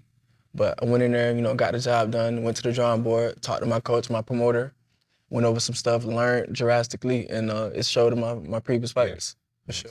Certainly have improved there, and it's good that you recognized that issue and then you improve on it for thing. And to the talent, he still won the fight though. Well, I wasn't going to be that harsh because I had called Abreu before and it's tough guy. Yeah. All right. Let's take a look at this fight. Valsaint against Lucas de Abreu. Southpaw in the white and gray trunks, blue and white, the Argentinian trunks being sported by Lucas G. Abreu. And Paulie, in that Brazilian rivalry with Argentina, he said, I'm wearing the trunks in honor of Argentinian boxing. A friend of ours gave me the trunks as a gift, but he did have to cover the flag. He said that one he couldn't go back to Sao Paulo and get away with. Can't be that good of a friend if he wants to know what the Argentinian for. Be held at home. He's not going to make any friends in Brazil. That's he might have to move to Buenos Aires. Round number one, last 2.0, we've been told will be on display here tonight. The journey was different with the cut of weight in the new weight class for Najee Lopez, but they started their camp in Boca Raton together. And Valsaint has changed his diet drastically. He dealt with a broken hand after the Olympics, then constant lower back problems. Now he said, my body's better than ever. My mind is clear. Everything is powered with the new fuel that I'm putting in my body. Yeah, it was very interesting that he blamed that his diet causing inflammation, causing his back problems. Because when he changed his diet, the inflammation was reduced, and he will no longer experience that pain in his lower back, and has been a different man ever since. Well, you have the degree in nutritional science. That's accurate, isn't it? Absolutely. I mean, yeah, with what we eat thoroughly affects our body, and especially in terms of inflammation throughout our systems. The Abreu stalking bit by bit. You see a good feel out first round thus far as Valsaint staying slick, changing levels on that jab. But Abreu also not busting his own position, staying good in a good position defensively to where he can keep on the attack and remain dangerous himself. Good little tactical first round by both guys. Now, Abreu, he's got a lot of experience. This is a big step up for Valsaint. As soon as Blast came out southpaw, Abreu threw a right hand right down the middle and popped him right in the mouth, and Valsaint actually smiled at him like, oh, okay. So he's got someone in front of him that he should definitely respect. Paul Mendez was a step up, the former IBF world champion, and now Abreu is a step up at 14-2. Happy for the opportunity is the Brazilian. He said it's a moment in his life. For Valsaint, good timing shot, and those are the kind of things that will eventually deter the pressure of a guy like Abreu. Valsaint has been slick in this first round, but he hasn't been able to bust Abreu's confidence to come forward. But counter right hands like that will eventually slow down that pressure of Abreu, especially if you follow them with combinations like that. Abreu took that well because Valsaint threw everything into that shot. And it's the right hand that Lucas likes to go to. It's his go-to, so we'll keep an eye on that as it continues. Good start for Blast. Get some vaccine on him, okay? Gotta wake up, all right? Be up, right? So let's be up. That's not close to speak. Stay with that. We're behind him. You're staying right in front of him. You got feet going, let's get going. All right? Everything. Your range, not his range right now. Oh, you're in. Okay? All right. I didn't know my time. You understood that? You gotta stay ready. You're going back to the rope, you're going high. Okay? Stay with that jab and play behind it. Let's go. All right? If those feet are ready, give some water, give some more water. You hear me? Let's go. Blast having a very patient first round over the course of the first round. And Abreu brought good pressure, but then when he finally found his opening, counter right hand. Tell you what, smart first round by Valsaint to, gauge the timing, gauge the speed of Abreu, and then finally at the end of the first round, he felt confident enough to have the timing down of Abreu and start to pounce. So that counter right hand and then a follow-up combination as well. Blast also figured out that he was going to be more successful from the orthodox position than the southpaw. Came out the round starting southpaw, got touched with a few right hands, said, all right, I'm going back to orthodox. And he has talked to us about being seamless in his stance. And it was the injury to his right hand that gave him the time or forced him into working that left hand so much. Chris, and he pretty much became equally comfortable in both stances. Yeah, it's good to be a great athlete that you can just decide, I can't use this hand, so I'll just get it just as good, equally as good on the other side. Nice right hand hook by Blast, set up by a nice feint that froze Abreu and put him in place to have to eat that right hand followed by the hook. 4,256 hits for Charlie Hustle. Pete Rose, both sides of the plate. Love the jab there from Blast. A little bit of showboating with the hands, but goes back to the fundamental boxing. Beautiful jab. Snaps the head back at Abreu. Getting comfortable, even in the tight spots in there. We've seen in his fights, Paulie, that over time, his natural ability just seems to take over. Yeah, I mean, he's picking his spots. He's moving his head. He's finding the openings. Looking very, very comfortable. He's found his range and timing now. Tell you, but give credit to Abreu. He's staying in position because he's also not exactly taking all the shots cleanly himself. And by not taking all the shots himself, although I took that one pretty good. By not taking all the shots cleanly himself, it allows him to have confidence to stay at close range and not bust his own positioning so that he can remain dangerous and continue with his mental pressure on Valsaint. Very extensive amateur background for Abreu, 120 amateur fights, 95 wins, traveled the globe with the Brazilian national team, the former Brazilian super middleweight champion. 29 years old, 9 years older than Blast. Good right hand there from Lucas Abreu. Got his head offline and popped the head back of Valsaint. Another attempt there. Listen, I called the Abreu fight versus Diego Pacheco, and Diego Pacheco is a big puncher, has a lot of knockouts, and Abreu took those shots until really it was attrition that got him out of there in the final round. Again, you see the consistency of Abreu, you know, staying on top of Valsaint. Valsaint has his success, you know, but Abreu not letting him rest on his low shots there. And that's some of the success Valsaint has. But you look and see Abreu. He's not going anywhere, keeping his position, trying to remain, putting that mental pressure on Valsaint to keep Valsaint thinking. That was a very tricky combination there from Valsaint. It looked like he was trying to set up the left hook to the liver and then came right over the top with the right hand. Abreu did not see that.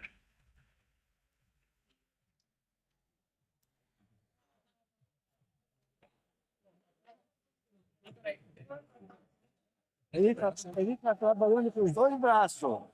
Tá trabalhando com os dois braços. É você que tá apropriando um pouquinho. Estira essa direita, Lucas. Estira essa direita. Entende? Você esquivou muito bem, esquivou. Mas não tá metendo golpe.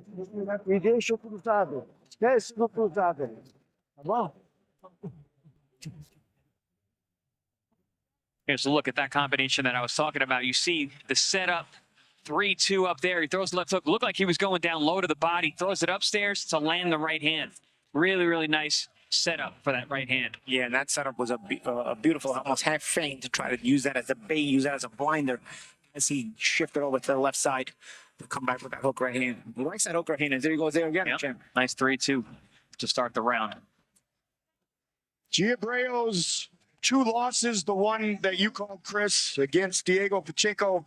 And then he went the distance in his most recent fight back in December, lost a 10-round unanimous decision to the Dominican fighter in the Dominican Republic. The only comment he had on that is he learned the lesson that you don't leave it in the hands of the judges, which we have said in combat sports for a long, long time. Sometimes you're not able to get the finish, but certainly that is on the mind of Lucas here tonight against unbeaten Darrelle Valsaint. Yeah, landed a decent counter right hand there a few seconds ago, missed a couple more. Abreu trying to keep that positioning and trying them. Brazilian national champion in 2014.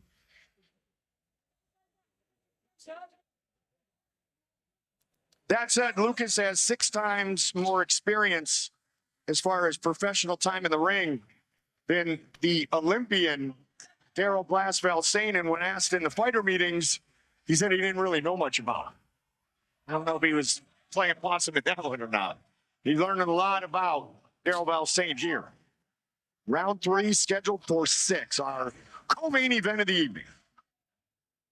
Valsaint, though, keeping that pressure on. He's not fighting a bad fight himself. You know, Valsaint drawing the better shots, slick on defense. But one thing Valsaint has to work on is in between the nice shots that he lands, he's got to take control of the ring because Abreu takes control of the ring in between the nice shots Valsaint lands. So Valsaint may be winning the rounds, but the stress stays on him because Abreu is able to stay on top of him in between those things. Yeah, he's putting a lot of pressure on Valsaint right now. Landed a nice little up jab up the middle. Nice right hand there. You see the occasional shot there by Valsaint, but then you see there's a lot of waiting in between, and Abreu starts to bring more pressure, and so to land little shots like that. I prefer, to dominate in between those combinations, dominate with the jab. Keep an active lead hand with different rhythms so that the other guy can't start setting things up. He may want to pressure you, but you keep him busy with your own left hand. And it's the Brazilian now who has switched over to the southpaw stance. Yeah, you know what? He says, you can switch, I can switch too. That's it. 120 amateur fights, like you said, Goldie. It's a guy who's got his own amount of experience. You got that right. He said he was very confident, felt very evenly matched physically. And this, our co-main event, is now last. The nice right hook. I'll go southpaw with you. And that was one of the reasons why one of the keys to victory for Valsaint was to hit the body on both sides because Abreu does have a good chin. He's shown that before. Diego Pacheco hit him with some really big shots in that fight. And it took 8 rounds to get him out of there. Nice shot there. Valsaint. They were animated at the weigh-ins yesterday, and a little bit of non-verbal continues here as this fight goes on. Yeah, good little tactical fight. Both guys really, really capable. This is IQ boxing. Okay, let's start putting it together. You're coming high again, you're standing high. You understand? You're not ready anymore. The legs are high. Let's start putting the punches together. Off that jab, right? Come on. You You ready? Legs ready. Get the legs ready. Get ready to go. Okay? He's looking in the back, big right hand. You should know that. Stop backing up. Let's stop putting the punches together. Off behind. See some of that action. Nice little counter right hook to the body off the left cross by Abreu. Abreu turned southpaw. Valsaint followed him by turning southpaw, and that was the reason he was able to have that counter right hook to the body. The left hand. It looked effortless, too. Abreu, yep. Good timing shot. Both guys came out right-handed this round. Round number 4. Mike Dover, Chris Algieri, Paulie Najee. This is our co-main event of the evening. Abreu getting off to an active start this round. Doing a good job of letting his hands go when he had Valsaint against the ropes. It's good use of the real estate from Abreu. He was showing to be a very capable fighter in there. Yeah, both guys, we see Valsaint land the cleaner shots, right? But both guys have really had a good defense. Even Abreu, coming forward, a lot of the shots Valsaint throws are not landing or not landing cleanly there. He landed some shots, but it's not landing cleanly enough to disrupt Abreu's pressure boxing. Yeah, a lot of them are partially blocked, but also Abreu has shown a really good chin, and these punches are not deterring him from being offensive or taking risks. This body shot by Valsaint. This is why the in-between, the sharp shots and combinations, you want to have that good jab. You want to have an active left hand so that you can prevent Abreu from getting confidence and getting back on top of you, getting comfortable throwing his own shots. Like this, Valsaint wants to stay active with that left hand. And Chris, in that fight against Diego Pacheco, there were things that you were very impressed with from Abreu. Have you seen him even improve from there? I have. I mean, we're saying about how capable he is and his willingness to pull the trigger on the inside, even when big shots are coming his way. He's cutting off the ring well. He's definitely very capable in those ropes. And I think alluding to what Paulie was talking about, it's that in-between time. Pacheco in that fight made the adjustment mid-fight that, all right, it's not going to be one big shot that's going to get this guy out here. I got to stay on him. I got to be consistent. And like I said, it was attrition that got the fight stopped. And a good look, a second ago, Diego Pacheco, of course, 6'4". Both these guys 6 foot. Body type the same, and a good fight in our co-main event of the evening. Wednesday night fights here on ProBox TV. Aye, big right hand there from last. Big swing and a miss from Darrelle Valsaint. 6-0, 5 finishes. Went the distance very early in his career since first round stop, second, and now we are in round 4. Well, you talk about that pressure early on from Abreu. You're seeing that kind of starting to wear on Valsaint. I mean, he's not giving him any room to breathe.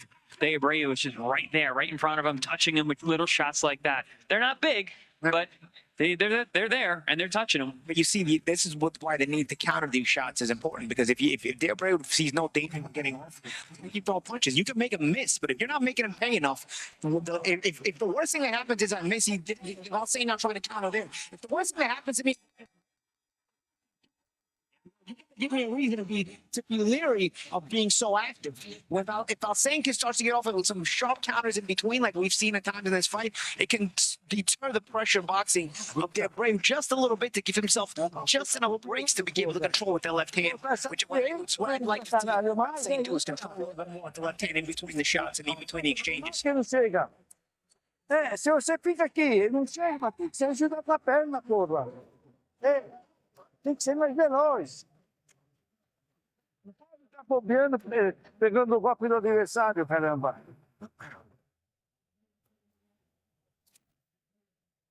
Tem que atacar, Lucas, senão vão perder. I'm sure Lucas was telling the truth, but he was also very politically correct when asked who his idols were, who his favorite fighters were.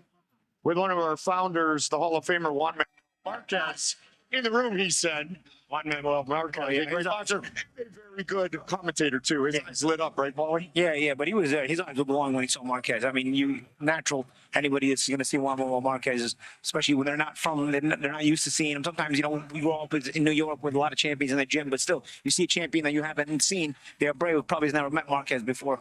Yesterday, his eyes were glowing. Well, Juan's at legendary status at this point of his career's trajectory.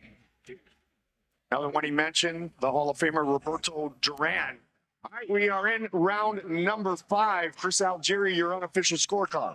I got Valsaint up. I did give the last round to Abreu. I thought that he was very consistent. He let his hands go when he had Valsaint pinned against the ropes, and finished the round as strong as he started. Yeah, I've got it the same. I've got it 3-1. But some of these rounds, I'm saying, is winning and close, man, because he's landing some cleaner shots, but it's the Abreu who's controlling the real estate in the ring for the majority of the rounds. And they're fighting the Abreu's fight. Valsaint is winning the fight, but the Abreu is dictating what kind of fight is being fought. I'd like to see Valsaint take more control in between, and that's what I mean. If you take more control in between the exchanges, you dictate the kind of fight that's fought, not your opponent. Which goes a long way when you start fighting 10 and 12 rounders against world-class opposition. But remember, Valsaint is young. He steps up a lot in his young career because he's been so talented. So again, just like the Najee Lopez fight and just like the Marquez Valle fight, these are the kind of fights where you're talented enough to win them, but you're still gonna find some things you got to work on to keep improving, which is natural for a young fighter. Nice hook there by Valsaint.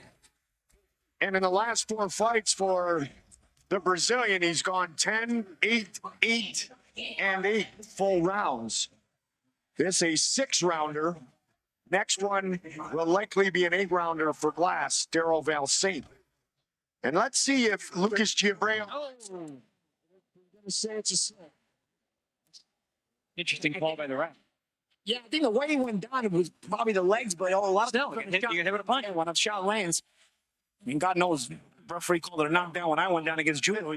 My legs, and I got hit less clean than that. That's the thing. If you go down at the end of a punch, I mean, legally you can call that a knockdown. I agree with you, though. It wasn't the way the feet fell off from under him. But it'll be interesting to see if Abreu starts to turn it up here because of what he told us he learned in the Dominican Republic, and that is not leave it in the hands of the judges. See if that sense of urgency goes to even a higher level for the Brazilian. In the southpaw stance again here. Final seconds of round number 5. Shot there, man. Oh, Valsaint. It's been a beautiful recovery round for Valsaint, really asserting himself. He's a rhythm fighter. When he finds his rhythm, he's able to build on that. And that's one thing that I was going to say earlier in the round. I don't see that jab that I saw his last fight where I was so impressed. When you're a rhythm fighter, you get that jab going, you just build off that. I think noticing just champagne. He's right hand. You ain't gonna line up hands and hooks. He's looking for these fancy right hands, like you fly it in while changing the angle to look for a hook. And he's forgetting sometimes the basics. And you know what? Some guys get away with it. Roy Jones got away with that. But again, you get away with that at the highest level. You want to work on these kind of fights. You want to work on those basics and make sure you have them firmly in your foundation. Because we know Valsaint has a lot of talent. It's something that you saw the slip here. And then, I think he got hit behind the shoulder. It was actually behind the head. It wasn't really a legal blow. And the way that his feet go, it was a good call by the referee. I was mistaken. That was the right call. They were shot behind the head. And for whatever reason, it's the feet of Abreu slipped out and he went down. He got right up, obviously didn't look hurt.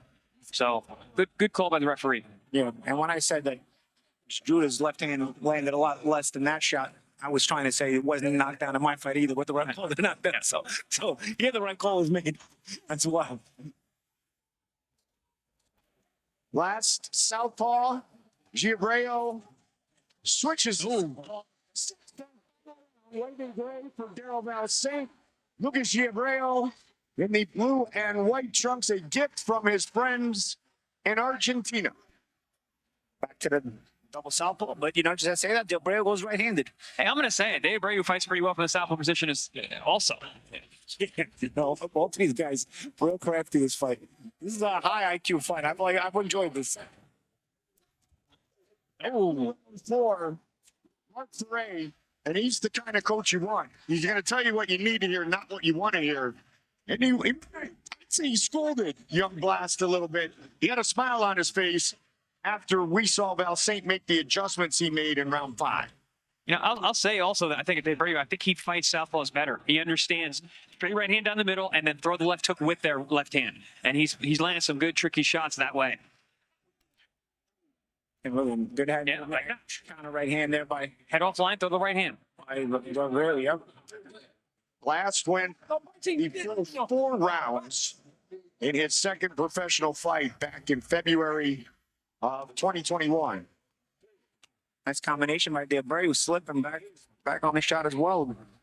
Good trap set by both guys. Again, high IQ fight, you know.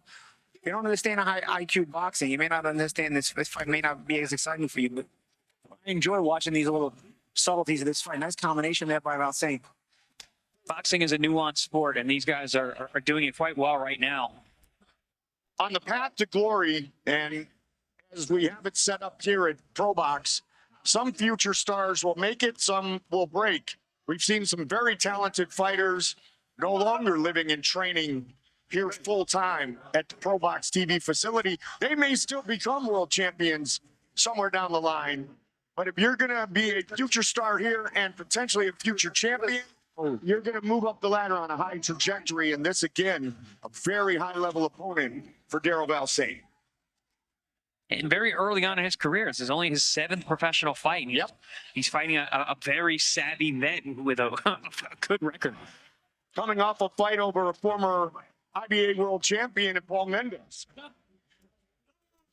Don't see that very often for a 20-year-old. Slight headbutt there. Under the chin. 20 seconds remain in this fight. There's the jab, high, low, and the hook upstairs. That's what I mean about being a rhythm fighter. He builds off of the punches that he lands. And when he throws the jabs in the middle, like Baldy's was saying all night long, I mean, he's a different kind of fighter.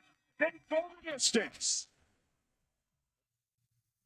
I guess you could safe to say it's a learning experience fight there, Darrelle, with that victory over Lucas de Abreu in that experience. Definitely was. It definitely was. All right. Well, you're going to learn a lot more because we got a Hall of Famer trainer in Teddy Atlas, who has coached world champions. Teddy, what did you think of Darrelle Valsaint and his future? What advice would you give him? Well, he's got a great future if he just keeps his concentration on moving forward, listening to the right people. As he showed me, one of the things that impressed me the most was when he was honest enough earlier to say that I think it was this fight, the past fight we just watched, that going into camp wasn't the greatest camp, that he wasn't disciplined in the camp and his coaches weren't happy with him. That showed me 2 things. One, it showed me that he's maturing. That and Paulie talked about that earlier. Very important. That he's just maturing as a person. Forget about as a fighter. You got to mature as a person to be a good fighter. And that he's honest with himself. And that he trusts the people around him. That he listened. You know, he wasn't getting too big for his britches. Where he understood that there's still a learning curve. That it's still a team situation here. Where it's not just you. Where you have to listen to the people around you. You have them there for a reason. And you have to trust those people. And you have to, believe them when they tell you something. So his capacity to be that honest with himself and not let his ego get in the way, that shows me that he's going to continue growing. He has the ability, both champions talked about early in one of the fights we talked about, a ceiling. It shows me that he's got there's no ceiling there, that he can go further and further because of his attitude. That's the right attitude. The other thing that struck me is, man, where do you get those genes from? Those athletic genes. I wish I had them. I mean, I understand exactly what Chris is talking about because either you have that or you don't. I often say, punches are born, they're not made. You either are or you aren't. You can improve it, but you either have that kind of ability to be a great puncher or you don't. And athleticism, it just jumps out at you how athletic Darrelle is and how smooth and relaxed. In the gym, we would always tell the fighters to be relaxed, loose, and you don't always get there. With Darrelle, it's there. He's relaxed. He's loose. The muscles are nice and relaxed. Things that don't always, you try to get those things to happen, but they don't always happen because you have to have that natural ability too. It has to be developed by the hard work Chris talked about and the attitude and all that stuff. But the pure talent jumps out at you. It really jumps out. And the other thing is something Paulie touched on, the cerebral part. maybe the most important part for me is that he was smart enough to be thinking, not just use his athleticism, not just be in there, just seeing what happens, throwing stuff against the wall, and I'm quick, I'm more natural than him. I'm gonna find something. No, he was creating things. He was thinking ahead, like kind of like that good, like a Willie Mosconi pool, where you're thinking not just that shot, but 2, 3 shots ahead. When Darrelle said, when he was asked a question, what were you looking to do in this fight? It was one of the earlier fights. And he said, well, I was looking to force him to throw a punch so I could create a counter opportunity. That spoke loud to me, that he's able to think on that level, because no matter how athletic you are, no matter how tough you are, no matter how fast you are, no matter how hard you punch, you have to have a cerebral component to it. Because like the great Customato, my mentor used to always say, Teddy, you're going to get guys that are even as far as, ability and toughness. And then the one who's smarter, bang, he goes up here on the scale. And Darrelle showed me that ability to simply be smart, to use his brain. And I guess with that, eyes, that he has the ability, the vision to see things, because no matter how smart you are, no matter how athletic you are, you have to be calm in an uncommon environment, and you have to be able to see. And he sees the things that he needs to see. The only thing that I'm going to tell you that I would throw at you as far as constructive criticism, and you already have the capability of handling that, which some fighters don't, to that, unfortunately that will hurt them down the road, but you've shown that you did when you listened to your coaches. I would say, don't get drunk with your athleticism because you're so damn athletic and it almost comes to you too easy. You're almost too athletic. And I know that you say there's no such thing as being too athletic. God gave you those gifts. You're very blessed. But you're in there and you're like I said, it's so natural. You're so athletic that it seems like you get caught up in it. Like just your concentration might just lapse for a second, where you're in there and you're just smooth, and you might stay there in front a little too long. You might make 2 or 3 moves because the rhythm, your natural rhythm, is it's so easy. The flow for you is so easy that you almost get caught up in it. Like I said, you almost get drunk in being so good and so athletic, where you're almost admiring it. I want to see you in those spots where you can make one move, bang, bang, bang, get it done right there. Don't give the guy, as athletic as you are, don't give the guy, by playing with that athleticism, by, again, being intoxicated by it, a little showing off with it. Even though I don't think you have the personality to show off, but showing off with a little bit, get the job done. Don't give the guy that extra chance, because I'll tell you what, if I'm fighting you, I know I'm not outspeeding you. I know I'm not out using instincts that are going to out instinct you or out time you. Or in those kind of ways. What I'm going to look to do is time you with something where you're moving. I'm going to start one hand and I'm going to throw the other hand. That's what I mean by not getting caught up in your own great talent and your own, great abilities. You can make a move, bang, bang. Make a move, bang, bang. Get it done. Don't give them that extra shot at you, that extra opportunity at you. But other than that, the world is your. Paulie loves movie references, so I'll go to one. Scarface. The world is yours. Where you can go as far as you want, and as far as your discipline, your attitude will take you. And so far, so good. Like I said, I love the fact that you were honest enough with yourself to listen to your coaches and say, yeah, you know what? For whatever reason, I wasn't disciplined. I was getting carried away with myself. I was reading my press clippings. I don't know what it was, but along those lines, you're young, but you're showing the maturity that we need you, or that your people need you to show in order to fulfill this great potential that you have. That's my piece. Thank you, Teddy. I appreciate that. Yeah, brilliant advice from a Hall of Fame trainer and Teddy Atlas. Does that make sense to you, Darrelle, as far as getting, if I presented it the right way, but I know what it is in my head, where you get a little, it's almost too much fun, or you're admiring it a little bit? Makes total sense. I definitely soaked in everything you said. I definitely appreciate it. Teddy, I wanted to add to that when you said, you can't be too athletic. I disagree. I mean, you can be too athletic, and we've all been in enough gyms, I think, that we've seen that one guy who was so talented. He was talented to the point of being lazy. You got me excited. you got me excited.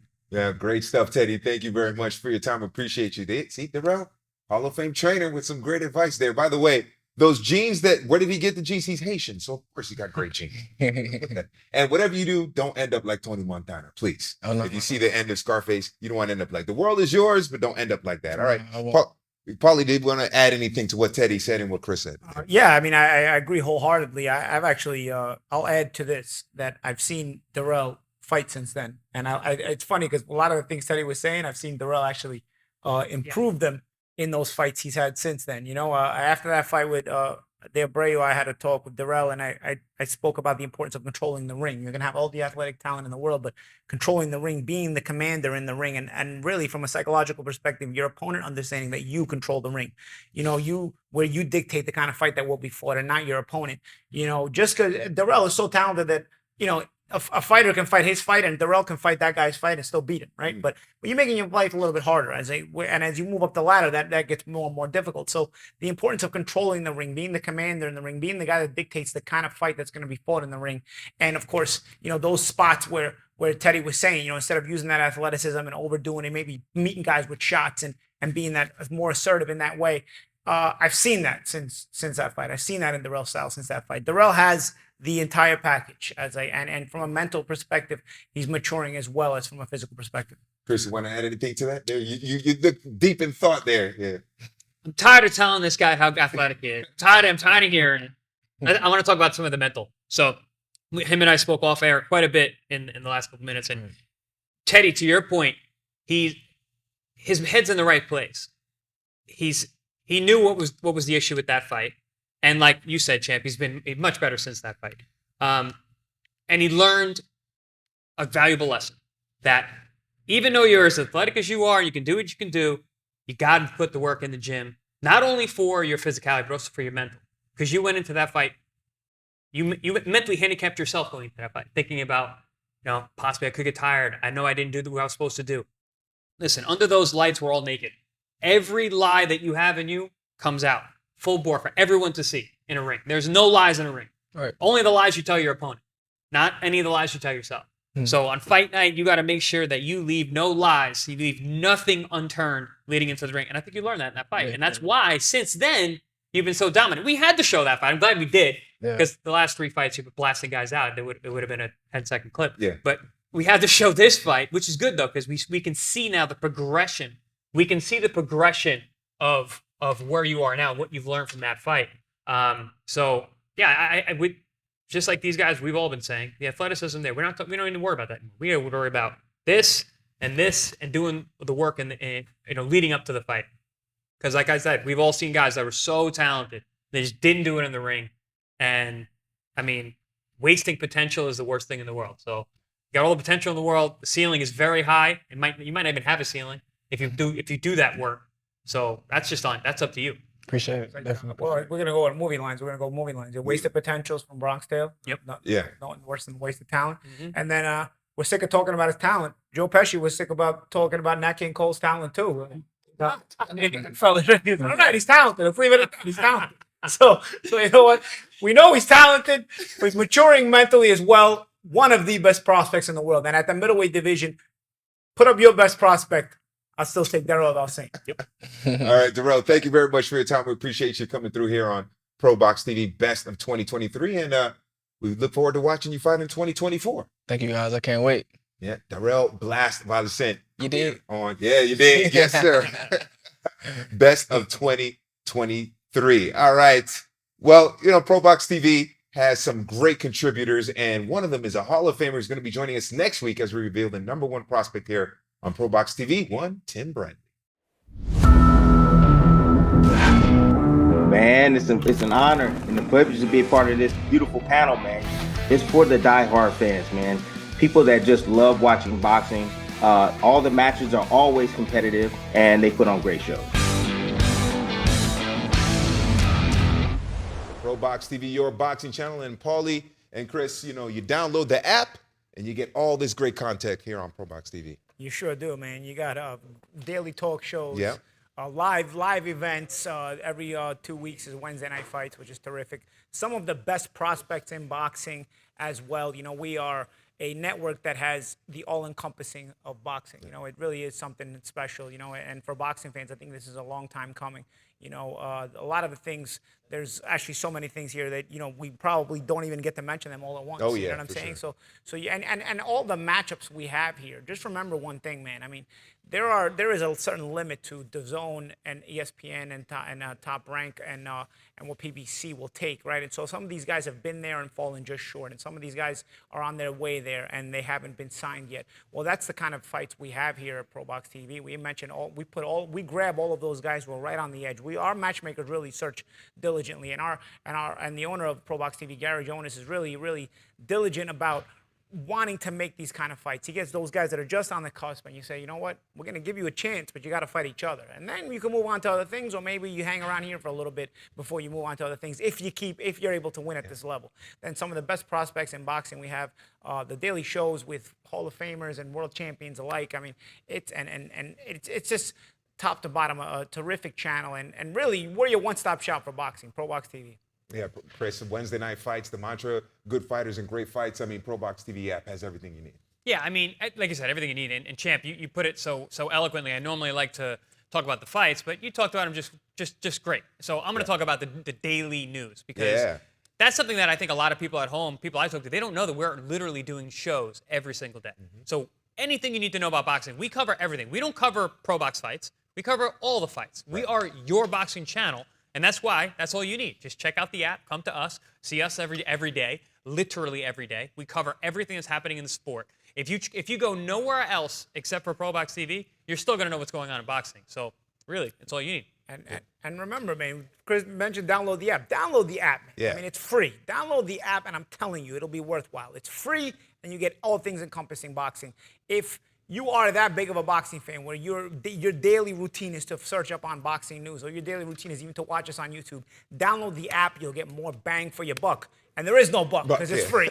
And listen, we look at the views, so we know you guys watch. So please subscribe as well as watching. Yeah, 750,000 unique views in the last month here on ProBox TV on the app. So download the app where apps are available. And here on the best of 2023, we are going to next week reveal the #1 prospect and also have a special guest to talk about the world of boxing. So you definitely don't want to miss that next week. And remember, here on Best of 2023, we mentioned the 6 best fights from our Wednesday night fight series. Well, here is number 6, Najee Lopez versus Khainell Wheeler back in October 18, 2023. 8-round light heavyweight fight. Let's see what happens with fight number 6 in 2023.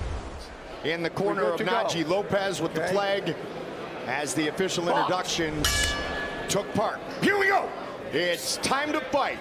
Red trunks for 24-year-old Najee Lopez. White with the green trim for Khainell Wheeler. Wheeler just turned 30 years old on October 4th.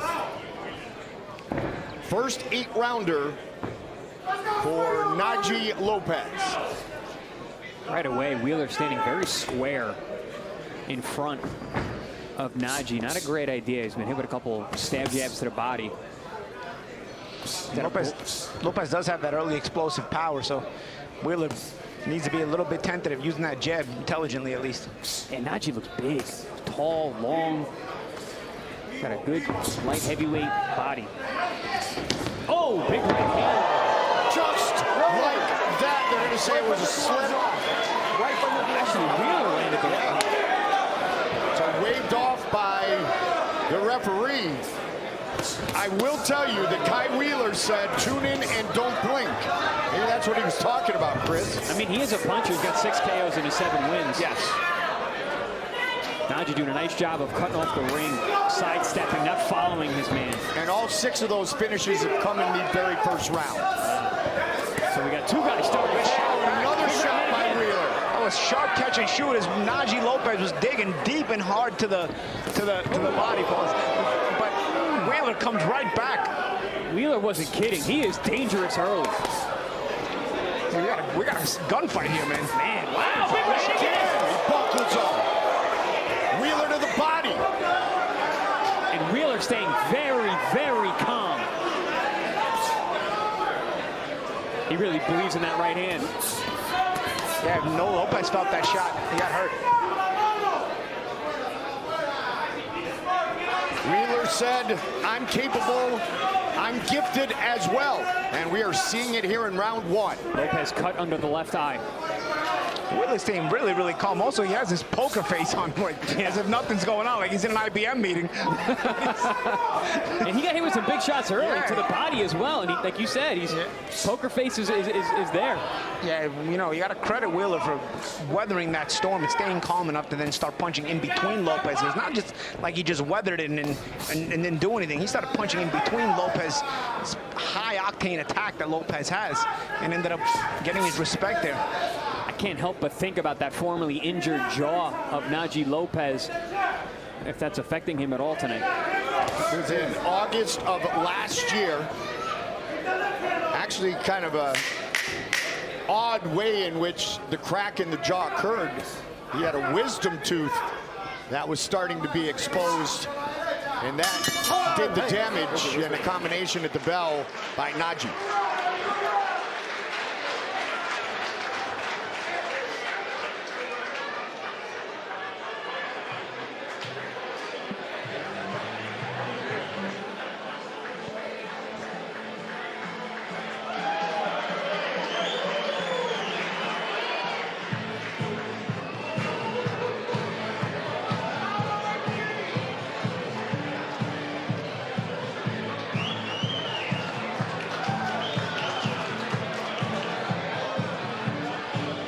Kai Wheeler came to fight. First Najee to the body. Yeah, some of the work here from See, punch right Wheeler back in that first round. Yeah, that was a nice catch and shoot there. Yeah, that was a little bit of a delay on the shoot though. Nice comeback with a body shot uppercut, and then he started getting aggressive there, but back and forth, good shots there. You see it again. Short shot there. Paul, you spoke in previous fights about punching in between guys. That's exactly what Wheeler was doing, catching Najee with shots he wasn't seeing. Round number 2, Lopez in the red. Wheeler, who said tune in and don't blink, in the white and green. Yeah, when Wheeler came out, I said he's got like an old school look to him. Looks almost, and the way he's fighting, he's almost like a Tommy Hearns type guy. He's got that cracking right hand. Born in Easton, Pennsylvania, lives in Bethlehem, Pennsylvania. Makes me think of the Easton assassin, Larry Holmes, one of the best jabbers ever. You got that right.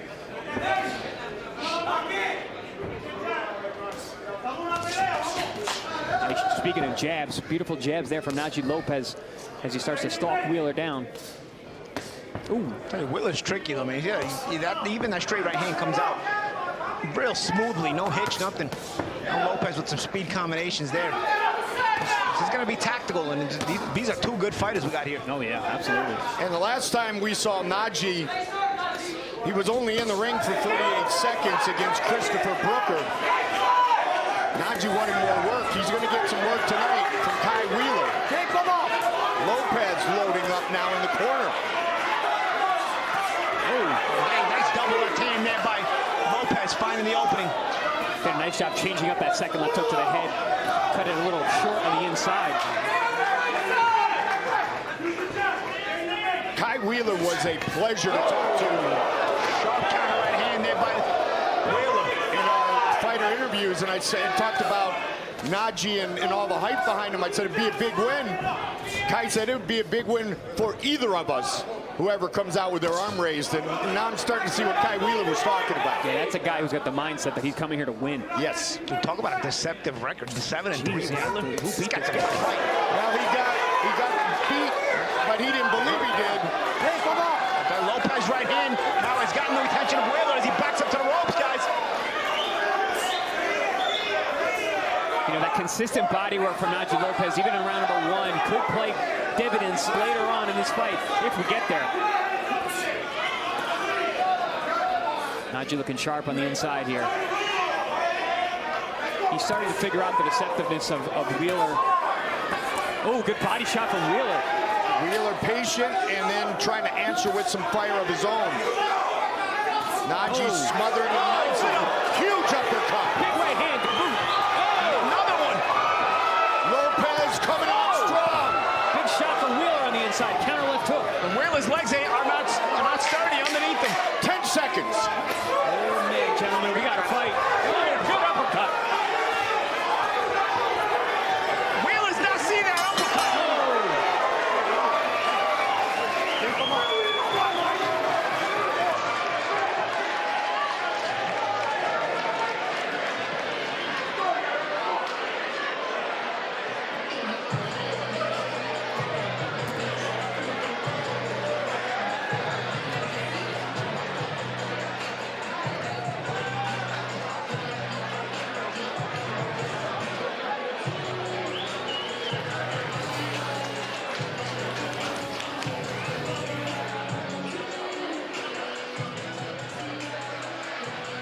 I feel like that whole round was an instant replay with how many great action-packed moments we had. You see Wheeler with the initial counter right hand, then later in the round, Lopez with the counter right hand backs Wheeler up to the ropes, and then the uppercut. Now, once Lopez found this uppercut, he landed 2 or 3 times afterwards, all in the last 30 seconds in a round, and Wheeler finished the round on unshaky legs. Let's see if Lopez can continue the momentum into round 3, or if Wheeler can change the momentum once again to his favor like he had in round 1. Now, I feel like Najee realized that Wheeler's very dangerous on the outside with those snappy long punches, but on the inside with the bigger body that Najee has, he had advantages on the inside that he was utilizing to get some big shots in. Yeah, and also Wheeler's not seeing that uppercut on the inside. Oh, another big right hand. Oh, man, these guys are throwing bombs. Big time. Doubling up is Wheeler. Mike Goldberg, the Magic Man, Paulie Malignaggi, Chris Algieri, ProBox TV on a Wednesday night. Najee Lopez, Kai Wheeler, scheduled for 8 at light heavyweight. ProBox TV, where everybody shows up to win. You got that right. Say, if you're not tuned in on Wednesday nights to ProBox TV, what are you doing? Look at these fights. And by the way, Wheeler said it was a robbery when Ronald Gabriel got the majority decision back in February at the Cow Palace in San Francisco. Oh, Ronald Gabriel is a good fighter. Very Gabriel gave Benavidez hell. Yep. They fought twice. I think they went 24 rounds. Oh, counter body shot, roll body shot by 8-round majority decision win. Wow. Yep. All right, let him go. So he's been in with some experience. He has indeed. That was with West Side Promotions out there. No A sides here at ProBox TV. The A and the other A. As usual. See, this is where Najee had so much success last round. He was able to physically body Wheeler on the inside, and like you said, Champ, that uppercut, he's just not seeing. He's not seeing the uppercut. Quick punch lands for Lopez. We're getting to the point now where this fight's going to come down to conditioning, heart, and will. And I have a feeling both men have a ton of it. Yeah, both men know they can hurt each other. First time scheduled for 8 for Najee Lopez. I got this feeling, you mentioned that Wheeler with this Tommy Hearns-like frame. You got a feeling like his right hand is going to be dangerous from the outside. He's landed a couple times already. Good hook there by Lopez. Almost feel like Lopez is better suited at a little bit closer range. Yep. Backing Wheeler, if he could back Wheeler up. Because when Wheeler's not getting backed up, he's dangerous, man. Yeah, man. He's just got that right hand cocked, ready to go. He's here to have fun, put on a show, come away with a big win. 7 wins, 6 finishes. And here's go Lopez. To the body again. Backing Wheeler up again, and this is where Lopez gains the advantage. When he starts to back Wheeler up, Wheeler goes in full defensive mode. Big advantage for Najee Lopez on the inside. Oh, big advantage. That had his legs hurt. Yeah, right hand to Bell again. Again, that's a trick right here. Wheeler doesn't fight well backing up, but if you let Wheeler sit at center ring off that jab, he can set up some dangerous punches. Straight much on his face. Najee, you gotta be here. He's setting you up in the rope.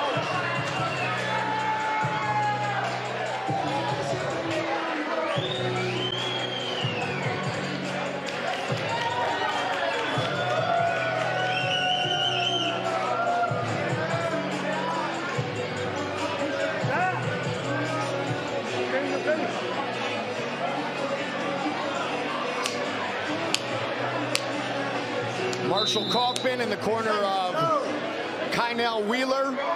Mark Ferre in the corner of Najee Lopez. Najee said, I'm excited to be back. Both men putting on a show. Lopez in the red trunks, white and green for Wheeler. Round 4 scheduled for 8. Najee said, I've been rebuilding, breaking it all down, putting it back together. I am back and I am way better than ever. 1-1-2. Just missed. Wheeler saw that, was able to turn his head offline. Yeah, that caught more of the shoulder. Nonetheless, again, Lopez trying to get Wheeler backing up. Because if you don't get Wheeler backing up, he gets dangerous. Yeah, see, you're right, Jim. Wheeler can see punches coming from the outside. The inside, he just doesn't have a radar for those uppercuts and hooks around the gloves. Wheeler said he introduced himself to Najee before the weigh-in, said Najee's got some good vibes we're going to put on a show. I think Kai was very accurate in that statement. They have put on a show thus far. Good sportsman. Lopez looking for his 7th career finish. I was saying how last round there was a shot that bothered the legs of Wheeler, but they look like they got back the way he's been moving thus far in this round. Najee loading up. Body, Wheeler looking to answer. Midway point of round number 4.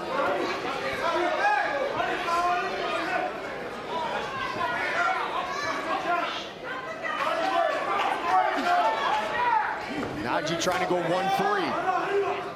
High-level stuff here from both men. Yes. This is good stuff, man. That's why it was written on multiple occasions that a lot of people are avoiding fights with Kai Wheeler because they saw what he did back in February at the Cow Palace. I don't think this fight's going to get more fights. Right? Big left hand knocks down Wheeler. 4, 5, 6. Good to go. 7. Lopez got to be careful, man. He missed that punch when Wheeler was clearly down.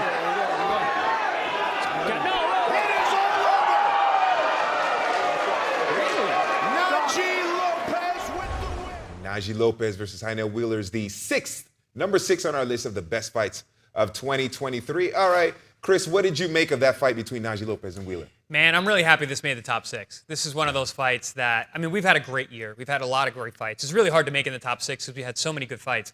But this one, for me, was special because it showed that Najee Lopez is special. And he's one of our top prospects for ProBox TV. And, I mean, this was a fight where he had to deal with adversity. He got hit with some good shots. It looked like he got stunned several times. He came back, and not only did he come back, but he came back assertive. And he came back powerful, and he stopped this man. And then he came back in his next fight and not only did he not carry any negative energy from that first fight, he actually came with more aggression, more confidence. I've never seen him look so confident and so smooth as he did in his last fight, coming off of that win against Wheeler. So this fight not only was a great fight to watch, it was competitive back and forth, ended in a knockout, but also I think it was a turning point for Najee Lopez that he's going to be a force to be reckoned with for a very long time. Yeah, Paulie, what did you make of that fight? It encompasses the marketing tool here at ProBox TV, the marketing mantra. I mean, good fighters and great fights, and also some of the best prospects in boxing. When you saw that both in one fight, you saw a terrific fight with ebbs and flows of explosive momentum swings, as well as one of the best prospects in boxing, Najee Lopez, showing you what he's got, showing you that explosiveness, showing you why he's one of the best prospects in boxing, showing you what makes him so exciting.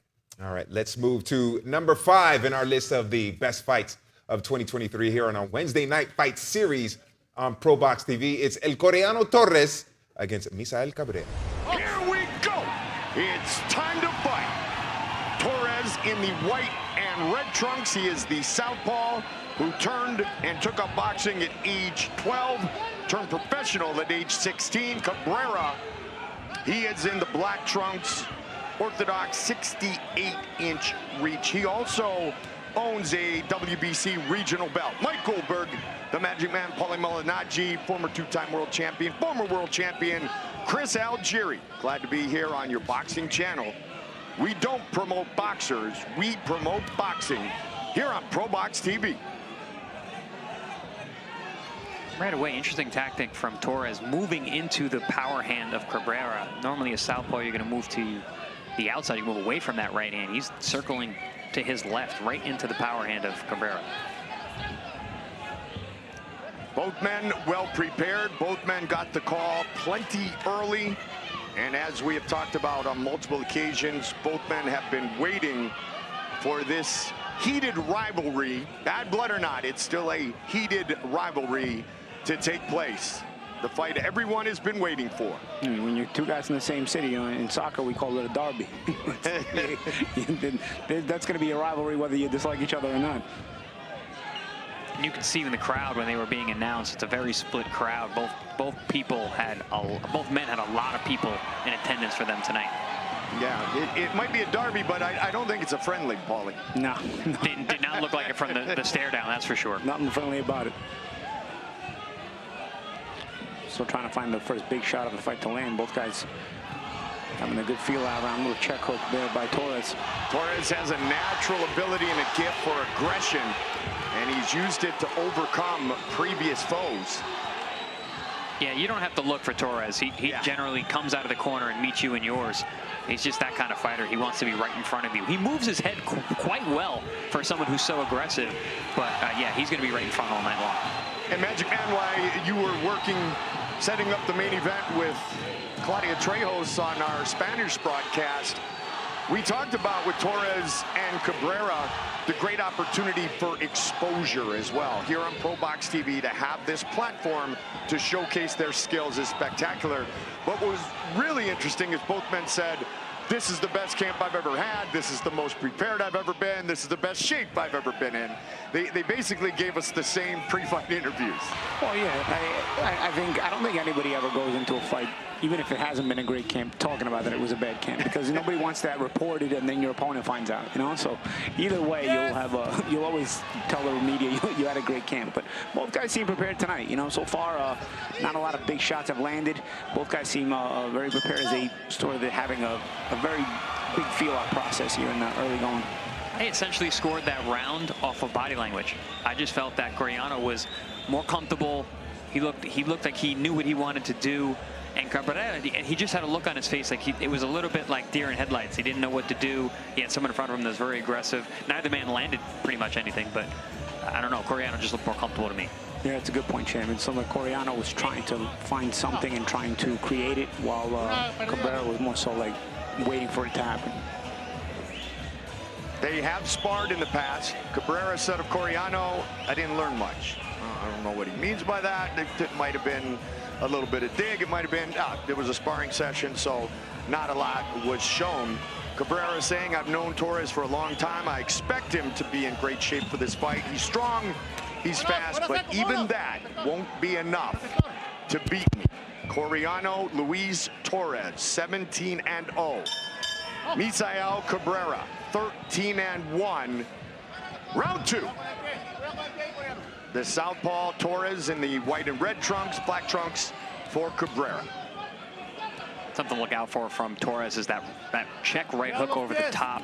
He tried it a few times in the first round. He just came out in this round. There's another one. And that's one of his better punches. And for the orthodox fighter fighting a southpaw, that's a very dangerous punch. It leaves your field of vision.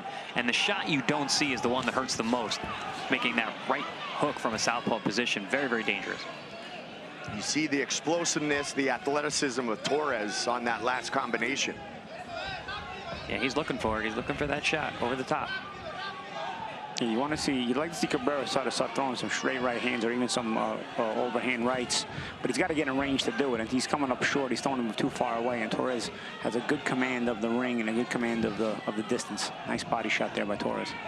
From what I've seen from Cabrera, he likes to punch really wide. He's a looping shot kind of guy. He makes it effective. There's that right hook, yeah. Ooh, good straight right hand down the middle from Cabrera. He definitely likes to stick and move on the outside, Chris, as you pointed out, until he's given a chance to throw those sharp counters. Torres, again, engaging first. And Cabrera needs to start answering back. You know, he's got to, even at closer middle range, you know, he's not being first. He right here, you know, we know Torres has the speed advantage. We know Torres has that rhythm to him. But Cabrera at this range has to start getting off first at times. I mean, I understand it's not going to happen every time because Torres has the speed advantage, but you got to get off first and you got to start sort of establishing yourself a little bit in this fight. Oh, with a big left hand. That's not going to help him. That's not going to help Cabrera establish him. That was a good shot. You know, you mentioned a good point, Champ, the deer in headlights thing. I mean, it's almost like he can't get started. I don't know, maybe the crowd has him a little bit, you know, too emotional or whatnot. Torres is in a better rhythm, and his hands are flowing better. Well, I noticed even at the stare down, Cabrera looked stone cold. He looked very, very aggressive, very mean. And Coriano was actually laughing. He was smiling at him and saying, like, almost like, relax, dude. This is the fifth straight fight at home for Torres. Oh, that'll get the confidence going. There you go. And it's been a long time since Cabrera's fought at home, so there's those looping shots I was going for. Trying to find it. Yeah, he paid for them. Yep. He looped too wide. And Torres able to stifle him and knock him down. He's hurt. Round two. Definitely on unsteady legs. Yeah, and that because he threw those wide shots. Yep. Paid for them. That's what he does. Missed a bunch of them, which wins you out, by the way. And then they took the counter in return. When he straightens that right hand out, he's actually had success. He caught Torres multiple times with the straight left, including straight right hand. That knockdown. Yeah. I mean, I think it surprises Torres. He's throwing wide. Great flurry to end the round from 17-0, Luis Torres. We got ourselves a fight. Good action in that round. In the first round, which was basically a feeling round number two. Todavía no son los que te entregas, todavía no es, no caigan en su pelea, pues. No caigan en su juego, ¿está bien? Perfecto, no caiga, se va a entregar solo, pues. They're telling Cabrera, don't fall for his game. You know, don't play his game. Hey, está bien, carnal, repórtalo. Hey, escúchame. Agua.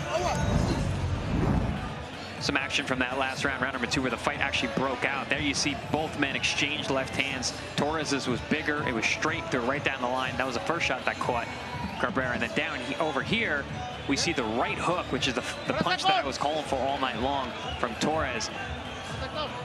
Cabrera got a little too anxious, throwing big wide shots with both hands. Gets clipped with the right hook that he didn't see right in the temple. Puts him down. Had him up on shaky legs for the rest of the round. So feeling out round one and a big round two for Luis Torres, round number three. Both men have finished their opponents 10 times in their professional career. Let's see if Cabrera's legs this round. You know, he took a pretty strong knockdown at the end of the last round. See if he can get something going here. And Torres will be confident. Nice left hand there by Torres. He will be confident having scored that knockdown late in the last round. We'll see how he picks up that momentum and if he takes it into this round. Champ, you've been calling for feints all night long. Coriano's actually been feinting quite well these last couple rounds. Yeah, and it's usually those guys with those snappy hands that usually do feint, you know? And when you have the snappy punches and they come out snappy and quickly, your feints, again, are more, guys will bite on those feints more because your speed will have guys paranoid.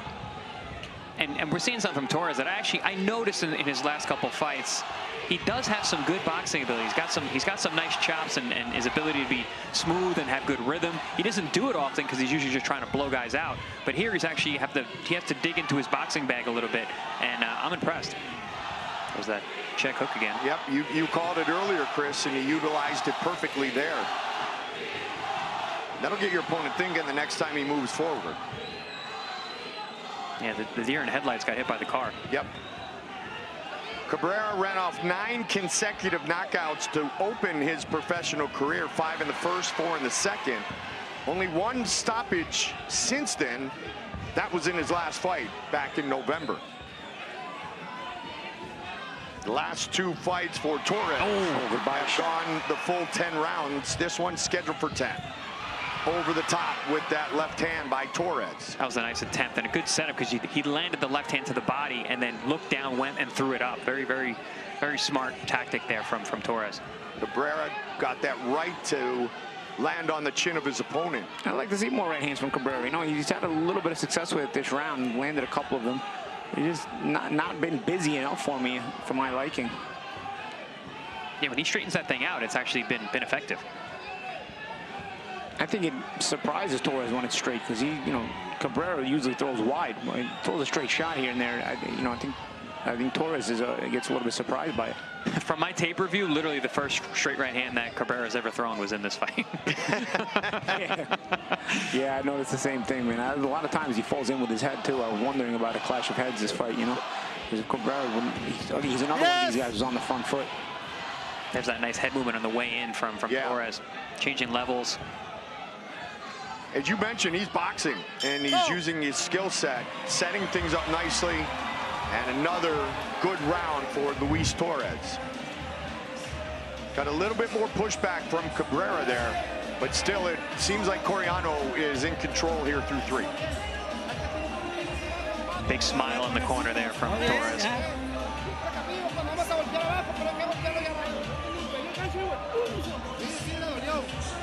Bien precavido, bien cerrado, y golpearlo abajo y salir rápido porque tira los 2 volados. Sí, por eso ahorita. Sí, de volada en greña. Estamos muy bien inteligentes. Vamos en el 4 ya. Corner's telling Torres he's fighting intelligently. Here's some of that action. I found a nice little body shot here. It didn't land as good as we thought it was in the when we were calling it live. It actually kind of landed a little bit on the shoulder, a little bit below the shoulder. Coriano's boxing hero, countryman Jose Luis Ramirez, a southpaw, by the way, former WBC lightweight title holder. And Luis said it's because he fought the best. Ramirez, 102 wins, 82 knockouts. He was a gym mate and a friend of Julio Cesar Chavez, and they actually fought in October of 1988. If the gym mates can go, then these guys from the same town, Paulie, can go. Absolutely. 102 wins should be 101 because he robbed Pernell Whitaker. Oh, big left hand there from Cabrera on the inside. He did go 1-1 against Pernell Whitaker, Paulie. Yeah, should have been 0-2. Yeah, should have been 0-2. That's one of the worst robberies I've ever seen. So then it would have been all 10 losses coming against Hall of Famers, not all 9. Yeah, well, actually, because he already had the loss of Pernell. He lost the rematch, so we include him as a Hall of Famer that beat him. There you go. There you go. Fought Hector Camacho, lost the title to Camacho back in 1985. Fought Ray Boom Boom Mancini in 1981. And Alexis Arguello in 1980.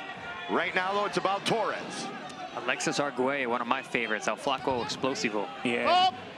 I mean, you know what? I'll tell you what. Camacho before the Rosario fight is an insane fighter. I mean, Jose Luis Ramirez caught that Camacho, and it was Camacho did a number on him. The bad man.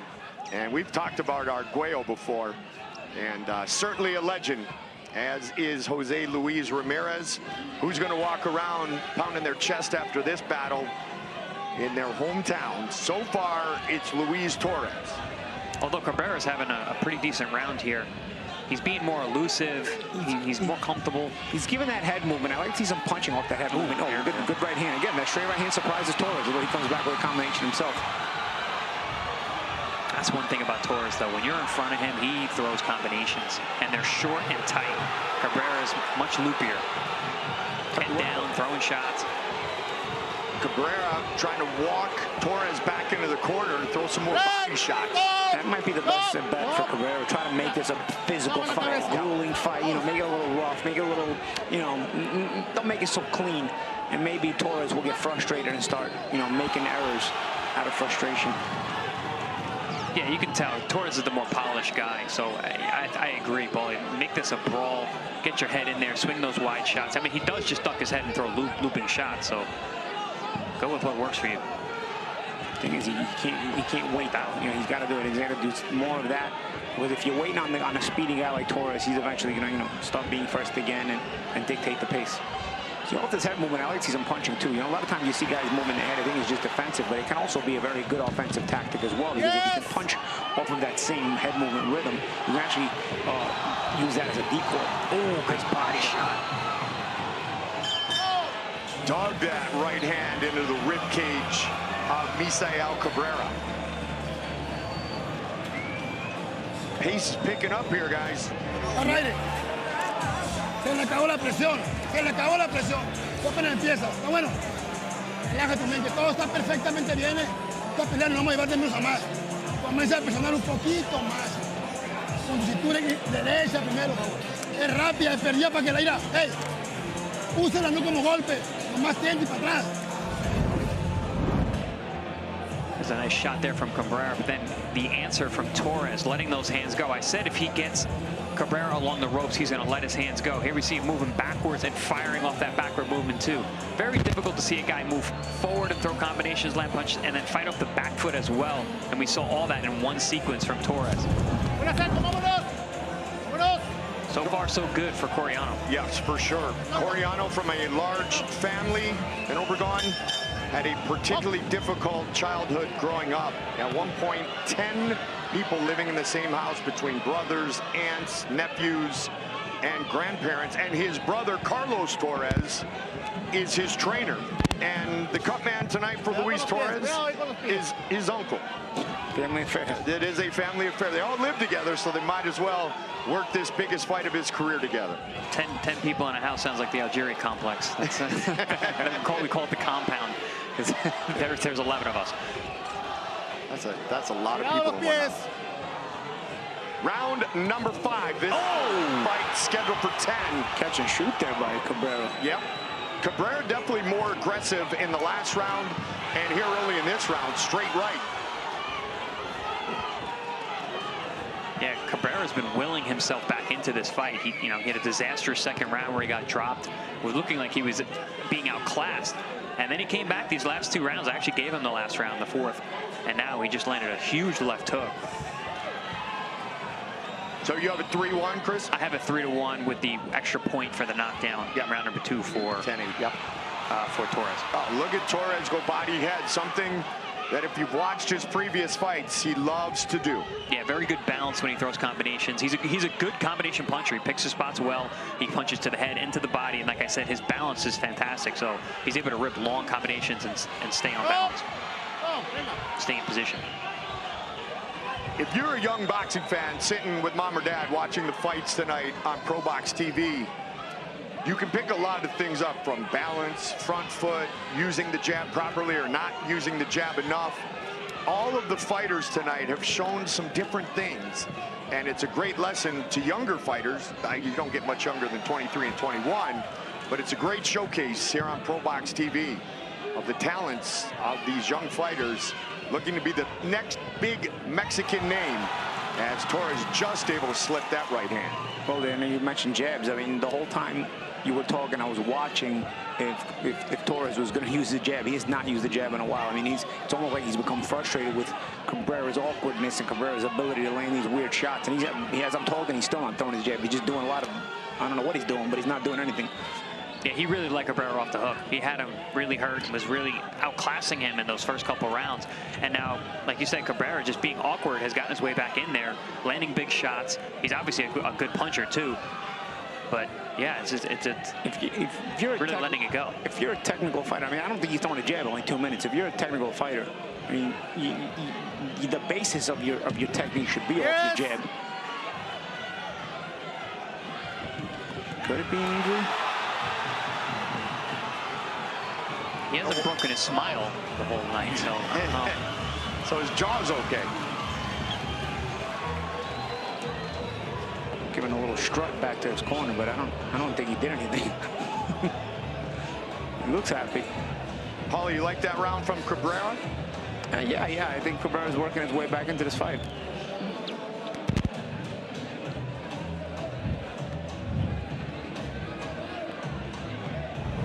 Talk about the awkwardness of Cabrera and how he's starting to, become more effective. There's a nice little catch and shoot there, really well timed.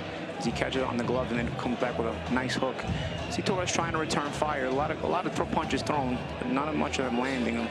Maybe partially landing with a body shot and maybe the shot up top that was caught partially on the glove. But moving his hands, but nothing really got through there. You mentioned soccer in a derby earlier. Torres, when not boxing, plays for a local team in a league in his hometown, where he is boxing here tonight, and he is a striker, Luis Torres. And if anything rough starts in that soccer match, I have a feeling you want Luis Torres on your team. Yeah, but I bet half the team can box. That's actually a good point, Chris. That's actually a really good point. He wouldn't be the only guy who knows how to box in that matchup, right? Yeah, exactly. See, I mean, I would assume every boxer also plays soccer. Yeah, in Mexico, exactly. Big sports. Well, it's like Barbie Juarez and her sisters. Their brothers all high-level soccer players in Mexico. The sisters all world champions. One of them in bare knuckle, and Barbie a true legend. And Dad works with the soccer team. The boys went to soccer. And his daughters all became very good and decorated boxers. Little tape adjustment. How's that possible? As this continues. They just fixed it. Yeah, how's that possible? Yeah. It was back off again. I was going to say that it was starting to heat up too. Torres landed a nice jab, and then Cabrera landed an answering right hand. I mean, we got to keep this action going. Round number 6. Misael Cabrera for the Latino lightweight belt that is on the line tonight is the challenger. He's in the black trunks. He's come on in these last 2 rounds, as Paulie and Chris have talked about, white and red trunks for 17-0, Luis Torres.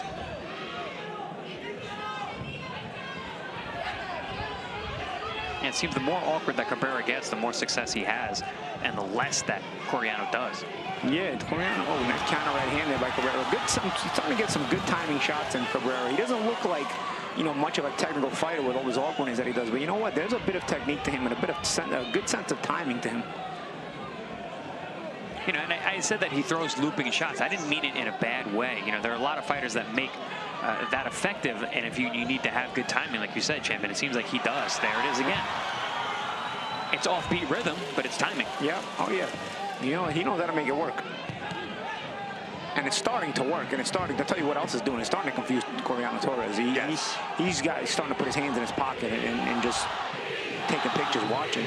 This is the most effective Cabrera I've seen. Even good right hand jab there from Coriano that I've seen from Cabrera. In other fights, I didn't see this facet of his style.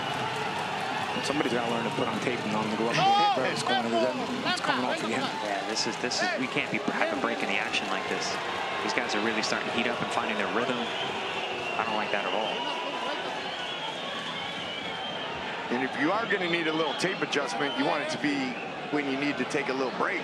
It's the momentum that Cabrera is carrying in these last few rounds, and you can see just from the body language, as you guys talked about, Cabrera's confidence is skyrocketing.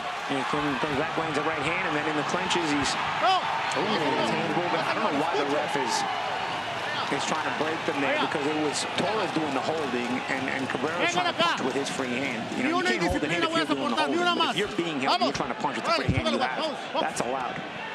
Cabrera wasn't having the break, that's for sure. He's fired a hard right hand with no lead and been successful at that the last couple of rounds as well. That's based off what Paulie was saying. Even head movement can be your lead to the punch that you don't see. I mean, he's got that offbeat rhythm. He gets his head offline. You get mesmerized by that awkward head movement. Next thing you know, a right hand's hitting you in the mouth. He's starting to slip some punches. Yep. Good avoidance. Right hand. Yep. Little rough stuff afterwards. He's got a little bit of a recipe here for what he wants to do. and it's starting to earn him some rounds. He is definitely, the deer in headlights is gone. He has found his rhythm. Settled into his first fight at home in over 5 years, and starting to look like who you said he is considered at the top of the show, Chris, as the man. Because when he walks around his hometown, which is the same hometown as his opponent, it's Cabrera who has got his shoulders pumped and he's got his chest all pumped up. He's considered the man, and he's made this a fight. Yeah, Torres is doing a lot of smiling. You know, he started out doing a lot of punching, but lately it's been a lot of smiling and getting hit and missing and being frustrated. So I really think he needs to right the ship here and take a hold of those reins, because he has allowed Cabrera back into this fight on my scorecard.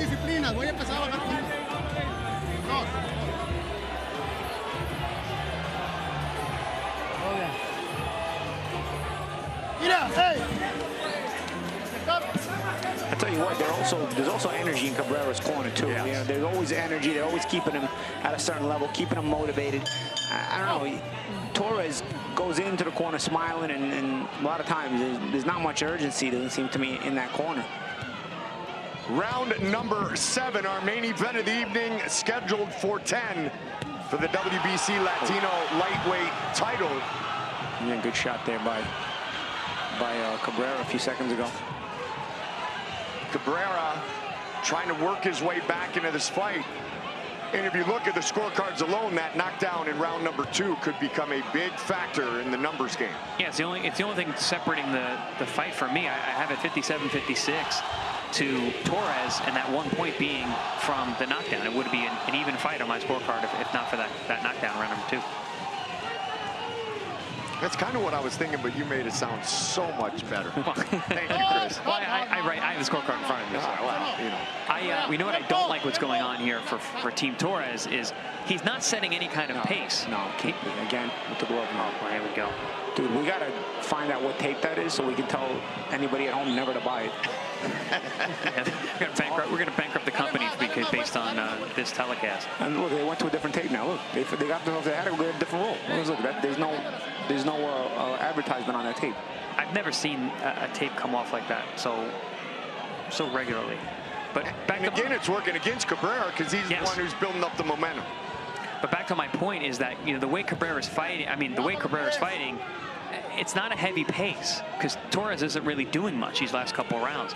So, you know, Cabrera's really stealing these rounds, and he could steal this fight. A little headbutt there by Cabrera as well. Oh, good body shot. Tends to come with the awkward guys. One of the left throws to the body nicely. Seems to come with everybody on this card tonight. Yeah. Well, everything's been a righty lefty matchup. Oh, there's that right hand I talked about, guys. That hurt him. That snapped his head back. Yeah, and Cabrera getting more and more confident. Oh, rightfully so. He's trying to get that knockdown back, guys. Absolutely. Yeah, he's got Torres hurt, I believe. Yeah, he's not looking as clever and smooth. Again with the right hand on the jaw of his opponent. Another good round for Misael Cabrera. If Torres was playing the smile going back to the corner this time, I think Cabrera might have changed those plans.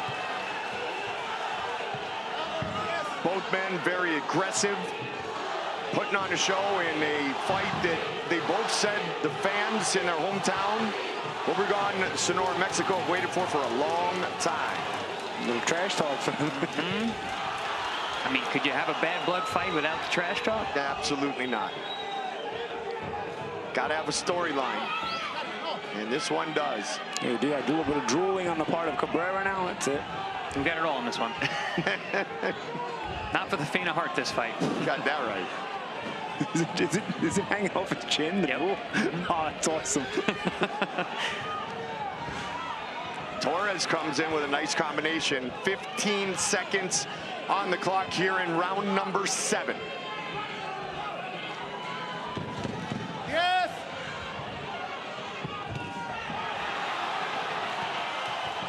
Cabrera has the crowd on his side now. You can just tell. And the momentum. Cabrera did something smart too. As the other 10 seconds happened, he started taking the action over to his own corner. That way when the bell rings, he has the bench right on his the stool ready for him to sit down on, while Torres has to walk all the way across the ring and lose precious rest seconds. Excellent point. Excellent point. And second classy move from Cabrera. Make him walk. Él se acabó ya. Él sube las manos, viene a cerrar la guardia. Fíntalo, para que te pegue la otra. Dile, güey. Exacto. ¿Entiendes?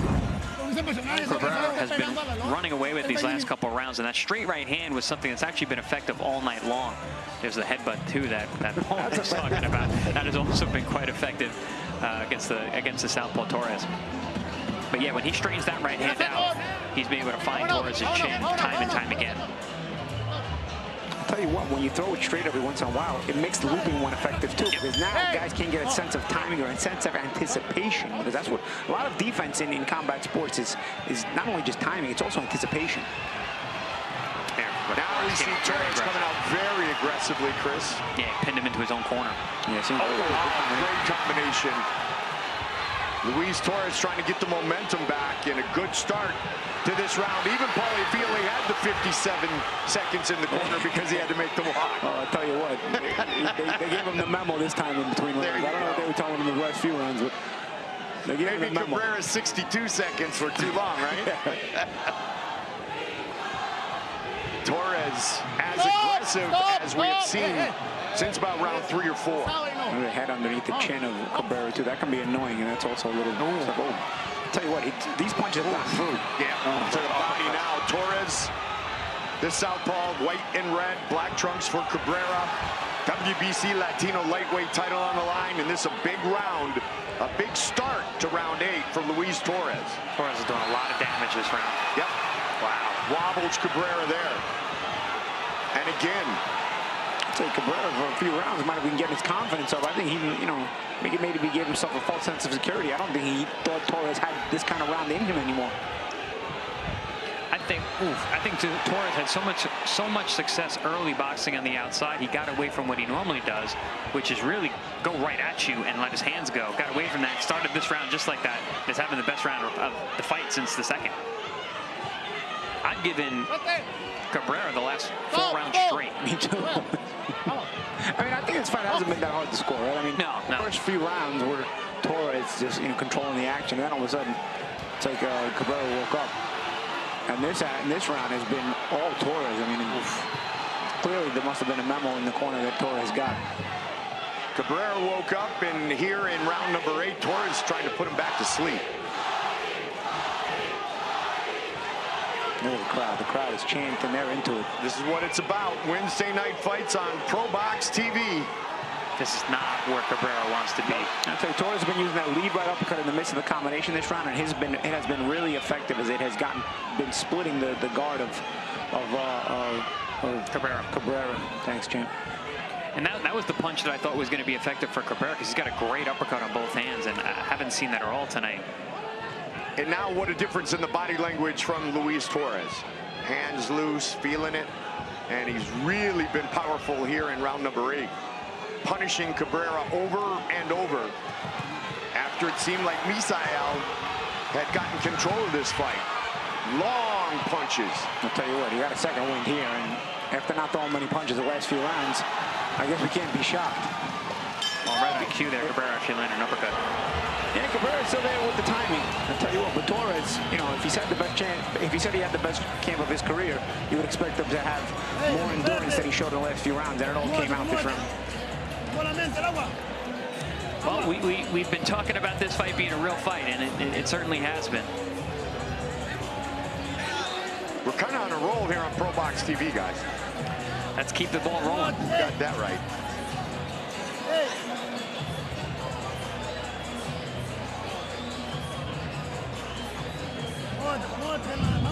Paulie Torres came out immediately with a high level of aggression. Yeah, right from the first moment Cabrera really didn't even get a chance to come out of his corner, and he was put right back into it.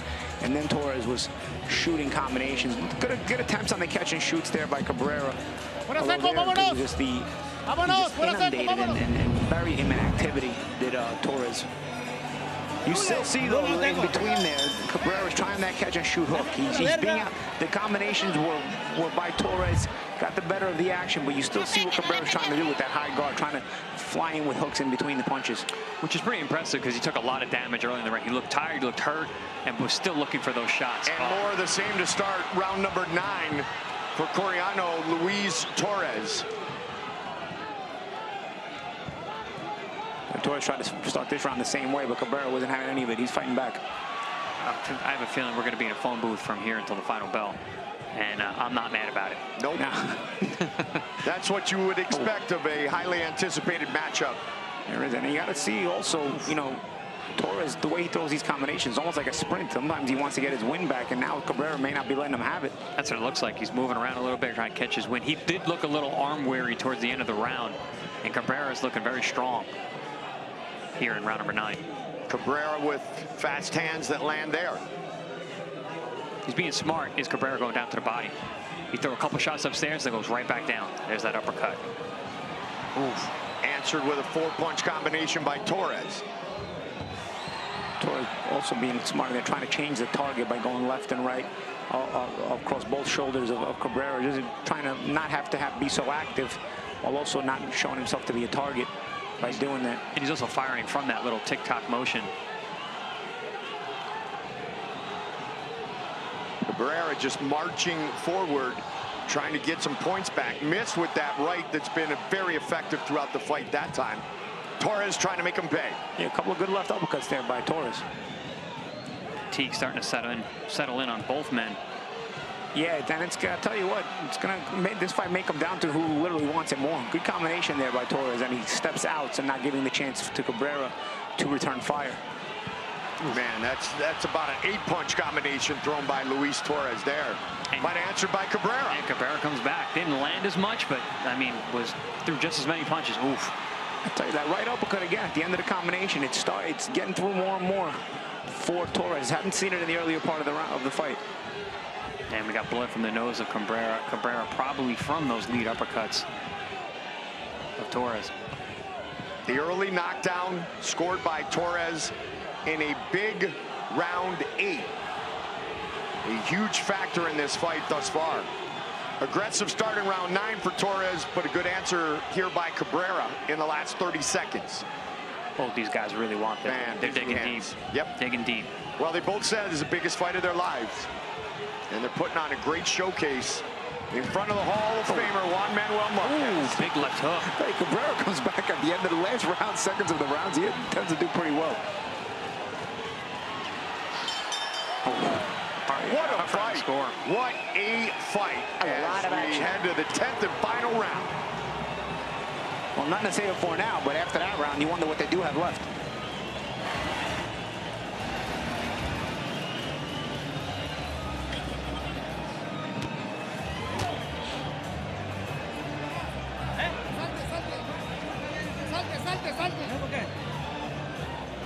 No pasa nada. Último round. Último. ¡Ey!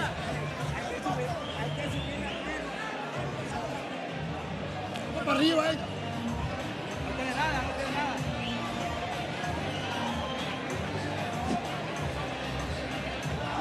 ¡Sale! ¡Sale, sale, sale! ¡Vámonos!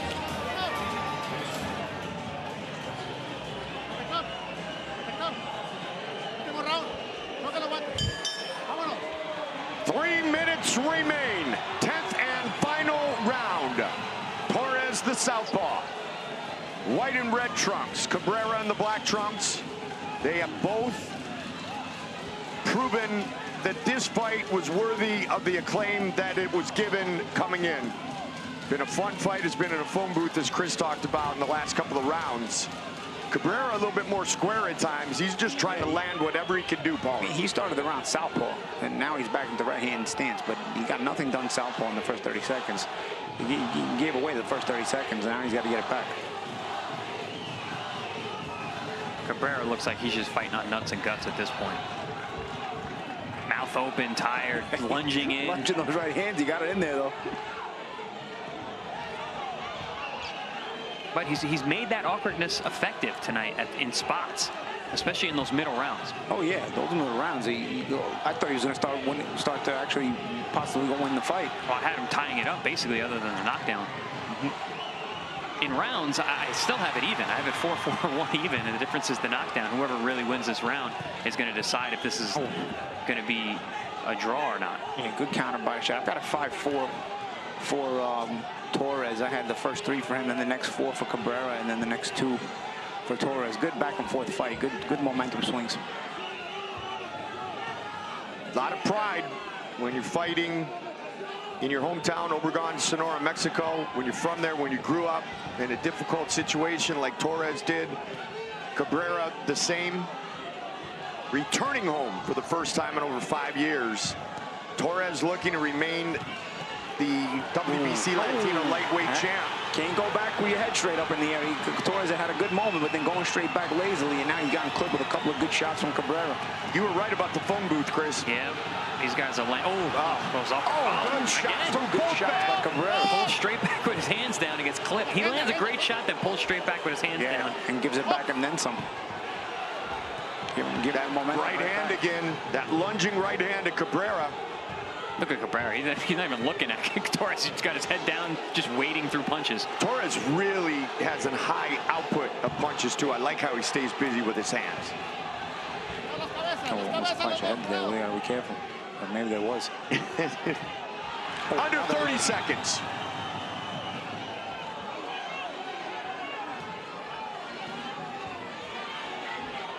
I'm telling you, man, this round got close. Yeah, I mean, I had Torres. I thought he was boxing really smart, and then Cabrera started roars back. cleaner shots. Yeah. Little southpaw as the clock rolls down, and it's going to be in the hands of the judges. Oh, another right hand to punctuate the round. Not for Cabrera. I tell you what, that could prove useful, man. All right, Coreano Torres winning a 10-round decision against Misael Cabrera. Paulie, what were your thoughts about that fight? The pace, a good fight, an action fight. This is, again, the kind of fights we want here at ProBox. We don't want runners. We don't want guys who, look to survive in there or look to kind of touch and go. We understand boxing involves some of that, but we want guys who are going to be assertive in the ring and fight and put on not just exciting fights for the fans, but also exciting fights for themselves, because this will create a demand for them as well once they come back. And also, when you got fights like this, winners and losers are usually invited back. Yeah.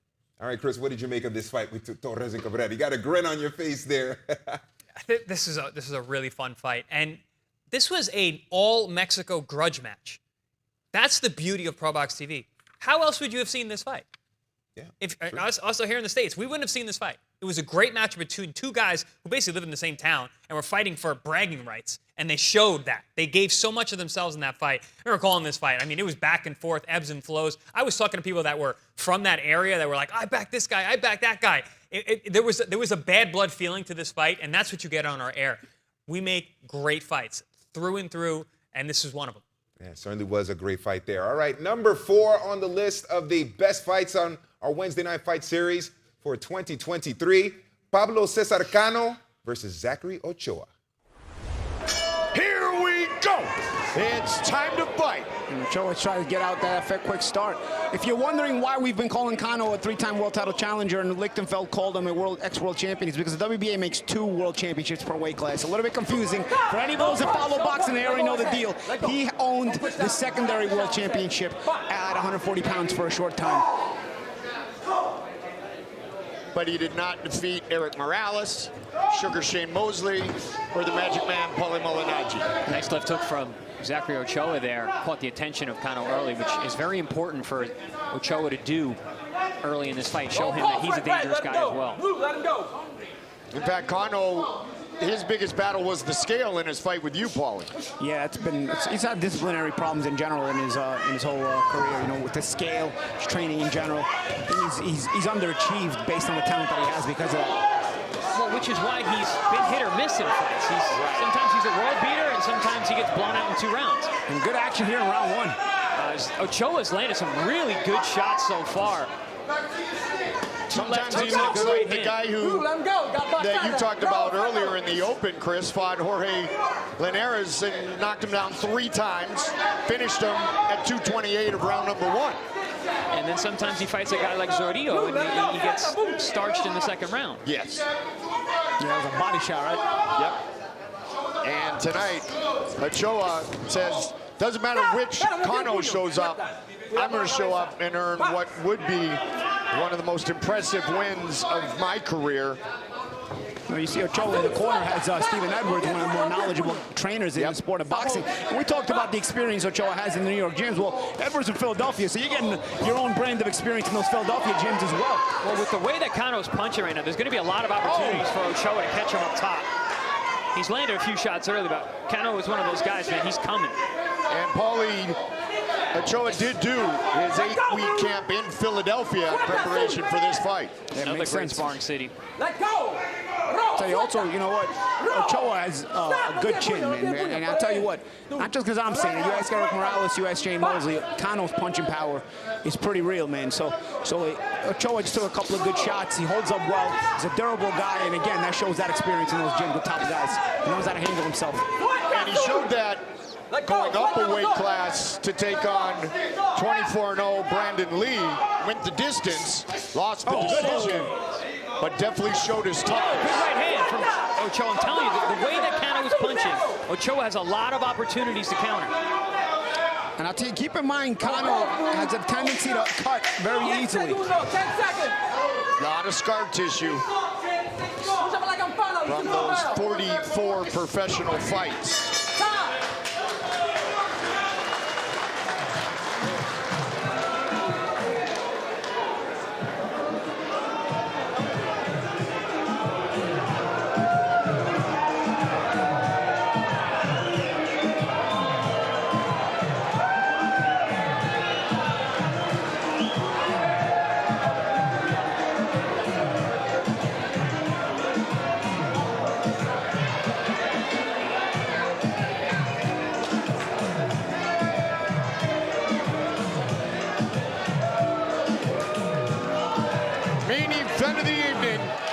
Scheduled for 10 rounds. Papa in the corner of Pablo. Bonito, moviéndote y agarrándolo. Lo haces fallar y lo agarras. No tienes golpes de más porque te estás cansando. ¿Entiendes? Okay. First fight since October 29th of last year for Cano. Just 3 fights in the last 5 years for Ochoa. One thing about Cano, his body shots are very, very sneaky, so keep an eye on those as well. He tends to place those very nicely. He's very consistent in the first round with the body shots. Good right hand over the top there by Cano. Oh, good right hand by Ochoa. Ochoa follows it with his own chopping right hand. That's one thing about a guy who's consistent to the body. He leaves his chin open, especially if he's not changing levels. And he gets a little bit heavy on the front foot, so it's going to give Ochoa an opportunity. Ochoa changing levels nicely. This is where Cano is very dangerous. Cano body, head. Mixing up. Oh, and you mentioned it. You mentioned it, Paulie, the cuts. Yeah. Oh, big right hand stunned Ochoa.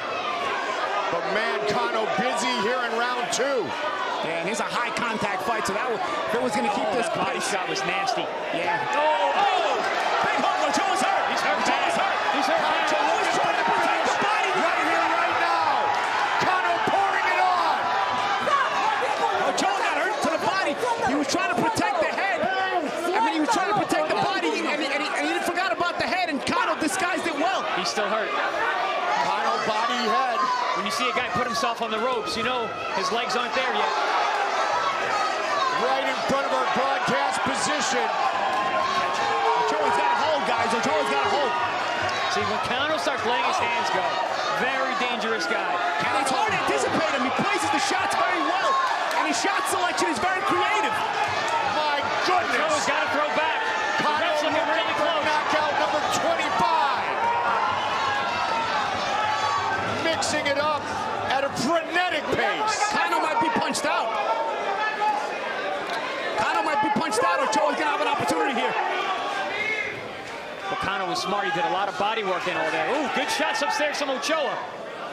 And Cano's breathing heavy. He's a little bit punched out. Ochoa's going to have an opportunity here.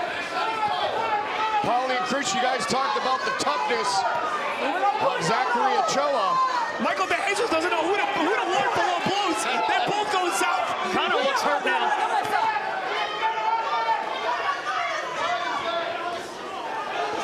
And now it's Ochoa.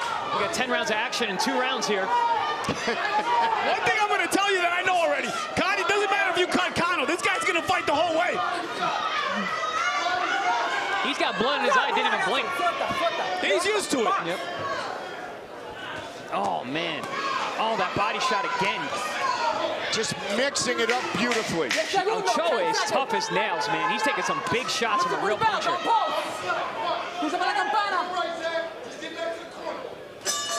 What a round for Cano.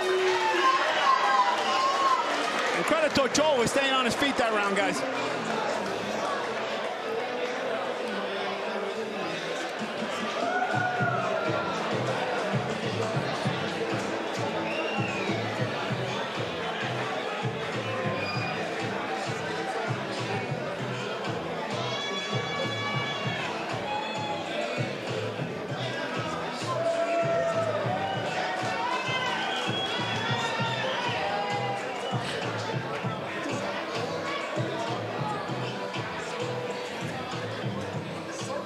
And you saw the hook. You saw Cano lining it up to the body, looking like he's going solely with, like you said earlier tonight, champ. Sells it to the body, and then comes at the head. And then here's the follow-up. Good on Ochoa to stay on his feet. And Ochoa came back and had some success as well. Like you said, Cano punched himself out a bit. So you want to be a professional boxer. Round number 3. Cano in his 45th professional bout. 34 years of age today. You know what, guys? I mean, even if you can't be a professional boxer, on Wednesday night fights, you get all the adrenaline just watching us. You got that right. These fights are dynamite. Again, Cano reaching, man. There's a lot of opportunities for Ochoa to count over the top. And I think, as Paulie pointed out, last round, we got to keep a very close eye on the gas tank. Pablo Cesar Cano, because he has come out with that frenetic pace. And let's see if he can keep that type of pace, or at least enough of a pace that Ochoa can't work his way right back into it. And also, I mean, Cano is cutting a lot of weight. Oh, he fought you at 147. This fight's at 142, 12 years later. So, Again, that hook! And the fast hands, body, head. Ochoa. They said do not hook with a hooker. Ochoa got caught trying to hook with the hooker. And Cano stays going to the body in between. Veteran moves. Ochoa tried to get in and hold and slow down the attack of Cano, and Cano just slipped away. Champ, you talked about the durability of Zachary Ochoa. He's showing it here, getting her to the body, to the head, and still throwing back. Still holding his ground.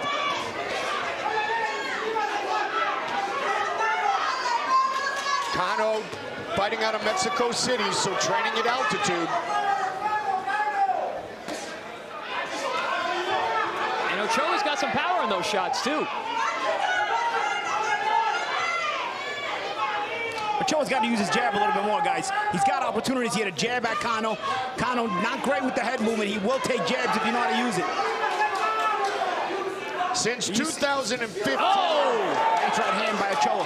But you see, with his left hand, he just paused. He could be controlling a little bit of the distance with a solid jab, and that would control Cano's ability to get inside. Man, this is a firefight. Still very much on the table. Trying to weather what is a long early storm from the Demolition Man, Cano. 15 seconds, round 3. Both these guys have great nicknames. I love Zungri. Yeah. But Demolition Man, that's very indicative of the style that Cano fights. That was a pretty good movie, too. It was a pretty good movie. Wesley Snipes was a great bad guy. Yes, he was. Rocky was a good officer.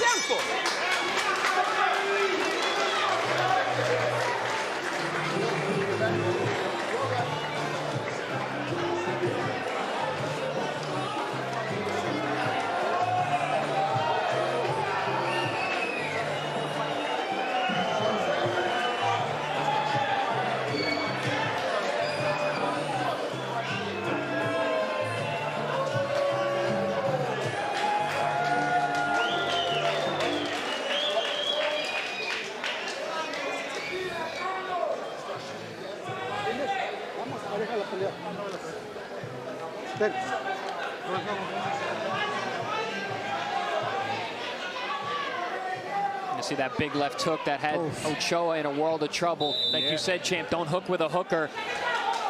Cano got there quicker. Caught Ochoa right in the chin, but Ochoa showing great durability and recovering well each time he's been hurt. And you saw them working on the cut in Cano's corner. It is under the eyebrow of the left side. His left eye is under the left eyebrow. So you always have to think about the blood going down into his eye. But as Paulie said, he's been cut multiple times. It just keeps coming. And much worse than that in the past. Yeah. Since 2015, 4 knockouts in 12 fights for Cano.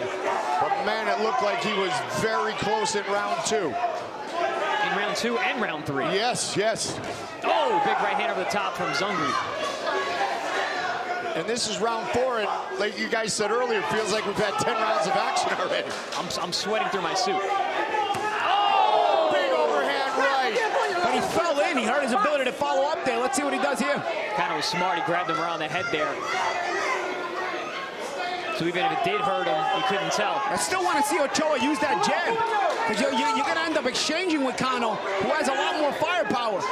Instead, you can use your jab and control that range a little bit. Now, Ochoa has a good jab when he wants to use it. He's just not using it here. He's just pawing with it. And I think that's also from the experience, a lot of the experiences of the gym wars and whatnot. A lot of times guys don't use that jab like they should because they get into so many gym wars. They used to just pawn with it and trying to exchange firepower.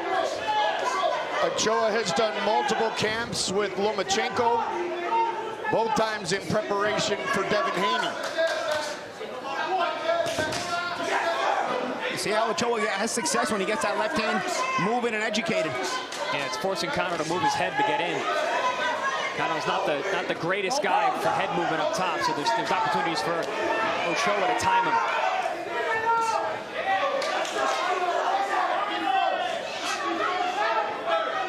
I don't think slick would be a word that would be used to describe Cano. No. He's crafty in his own way, but crafty, but not slick, yeah. There's that jab.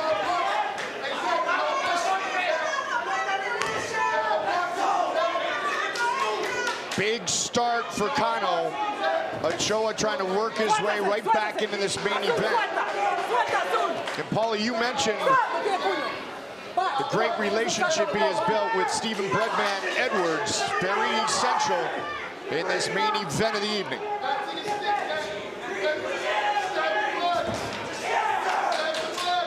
Right hand from Ochoa. Ochoa doing much better at avoiding the big shots now, with a little bit of distance between the two. And there's no way Cano could have kept up the pace that he was setting in the last few rounds. Well, I don't think he thought he'd still be here. I would agree with that. With the output that he was putting out. See that overhand right there from Ochoa, big shot right behind the ear. He ends up falling in, and Cano's like, all right, dude, let me headlock you and give me a second, and myself a second to recover from that. Listen, that was a good get-back round for Ochoa. I mean, I had him winning that round. He landed that big shot. He jabbed well on the outside. He kept Cano off him. If you keep Cano busy with the jab, it prevents him from setting up the powerful offense that he wants to set up.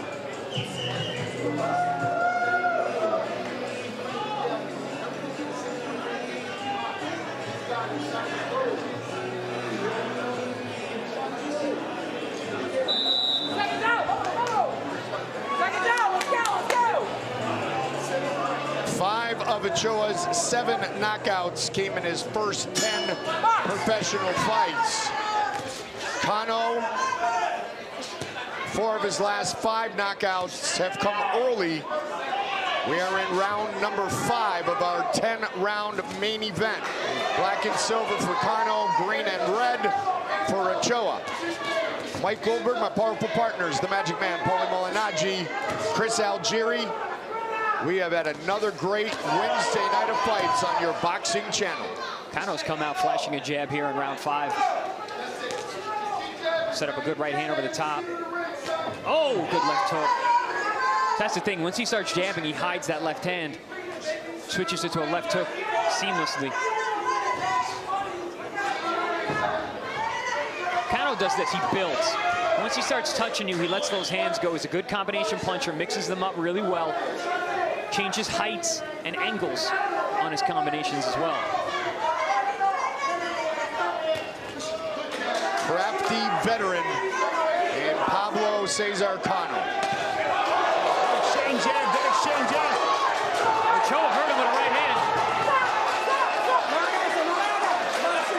The proud Puerto Rican whose parents are from the mountains in Puerto Rico, fighting out of Brooklyn.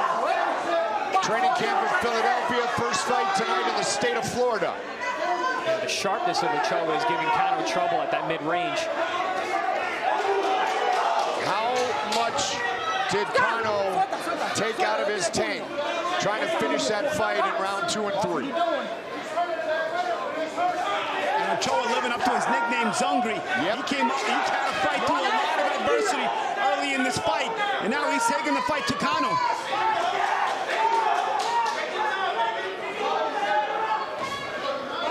Also, Ochoa is in great shape to recover from those 2 rounds. Absolutely, Chris. And firing big shots here, looking very, very sharp. And he just kind of shook off a nice hook that connected. Nice right hand. And it's not just recovering, champ, it's keeping the winning mentality. Sometimes guys recover, but they stop trying to win. They look to just kind of survive the rest of the way. Ochoa's trying to win this fight after overcoming the adversity, showing character. Looking very sharp here, picking off Cano. I hate to do it, guys, but he's staying Zungri. He's staying Zungri for what could be a magnificent win. Ochoa's having a huge round here. Yep. And that cut on the left side of the face of Cano getting worse. That thing gets bigger and bigger. It's swelling up. Those right hands are not going to help. There's another one. Ochoa, little flash there. A lot of confidence.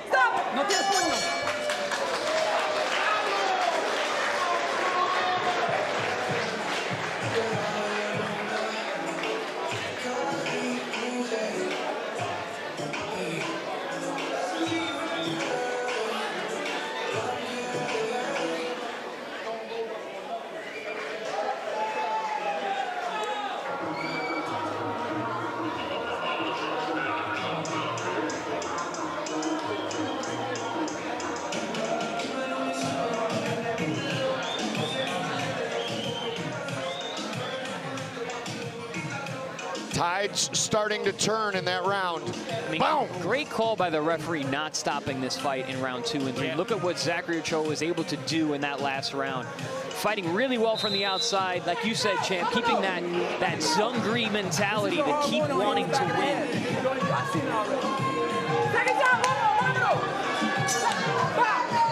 The battle continues, our main event of the evening, round 6. Momentum has definitely shifted. No question. 21-3, the record of Zachary Ochoa. 34-8-1, 1 no contest, 24 knockouts for the 3-time world title challenger, Cano. Cano just has so many defensive holes on the outside.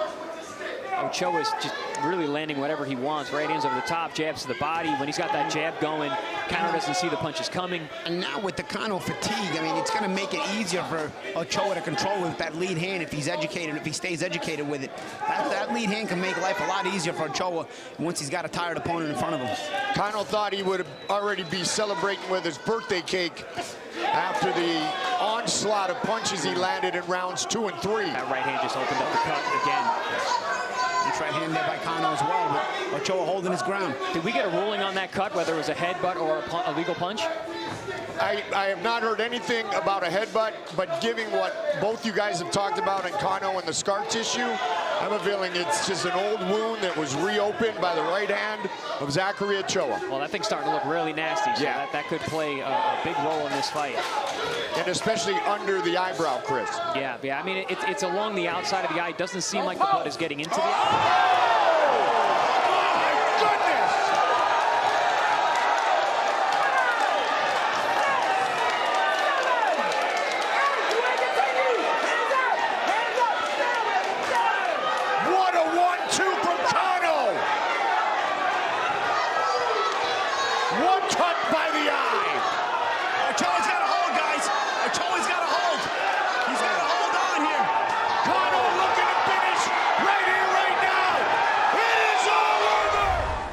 Cano getting a big knockout victory over Ochoa in the 6th round. All right, Chris, what do you remember from this fight? I mean, the knockout is unforgettable. That was probably the knockout of the year for us on ProBox TV.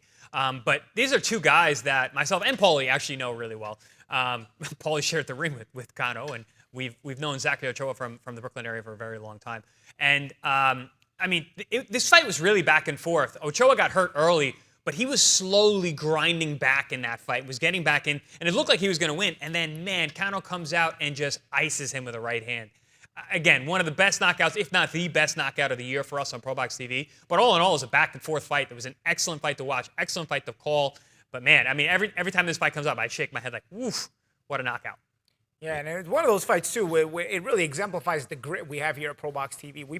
Again, these guys that come on ProBox TV, they're right on the edge, so they know how big of a win would be in a main event here at ProBox TV or even in a co-main event. And you can see that grit being shown by both guys. It's almost kind of like a last chance there, you know, where these guys have had their career. Cano, I tell you, he's one of the hardest punchers I fought, and he showed it in this fight against Ochoa, but also Ochoa not going away, getting hurt early, turning the momentum around before finally Cano puts him away. And even when Cano puts him away, you saw Ochoa didn't stay down. That was a tough knockdown. I mean, that looked like the knockout of the year right there. And then what does he do? He gets up. He gets up. He had to get finished off after getting up. Incredibly, you know, grit, determination, heart, all the qualities you want in our great ProBox TV series, and of course skill as well as Pablo Cano moves on to bigger and better things. And who knows? Maybe soon on ProBox TV again. Yeah, Cano versus Ochoa makes our list as the number 4 fight for the best of 2023. Now, don't forget, next week, we will have not only the number 1 prospect here on ProBox TV, but we will have the podium, the top 3 fights of 2023. I think I have a feeling what's number 1, but I'm not going to tell you. You have to tune into ProBox TV to find out. And of course, you can download the app and anywhere where apps are available, ProBox TV, and get ProBox TV on your phone, but preferably on your television, because that's the best definition to watch all the great content we have here on ProBox TV. Don't forget the mantra that here on ProBox TV, especially Wednesday night fights, good fighters in great fights. That's how we do it here on ProBox TV, and 2024 is going to be special. But before 2024, we still have the best of 2023. As I mentioned, next Wednesday, number 1 prospect, special guest, and the top 3 fights of 2023. For Chris Algieri, Paulie Malignaggi, I'm George DeMattelis. Thank you for watching this presentation here on ProBox TV.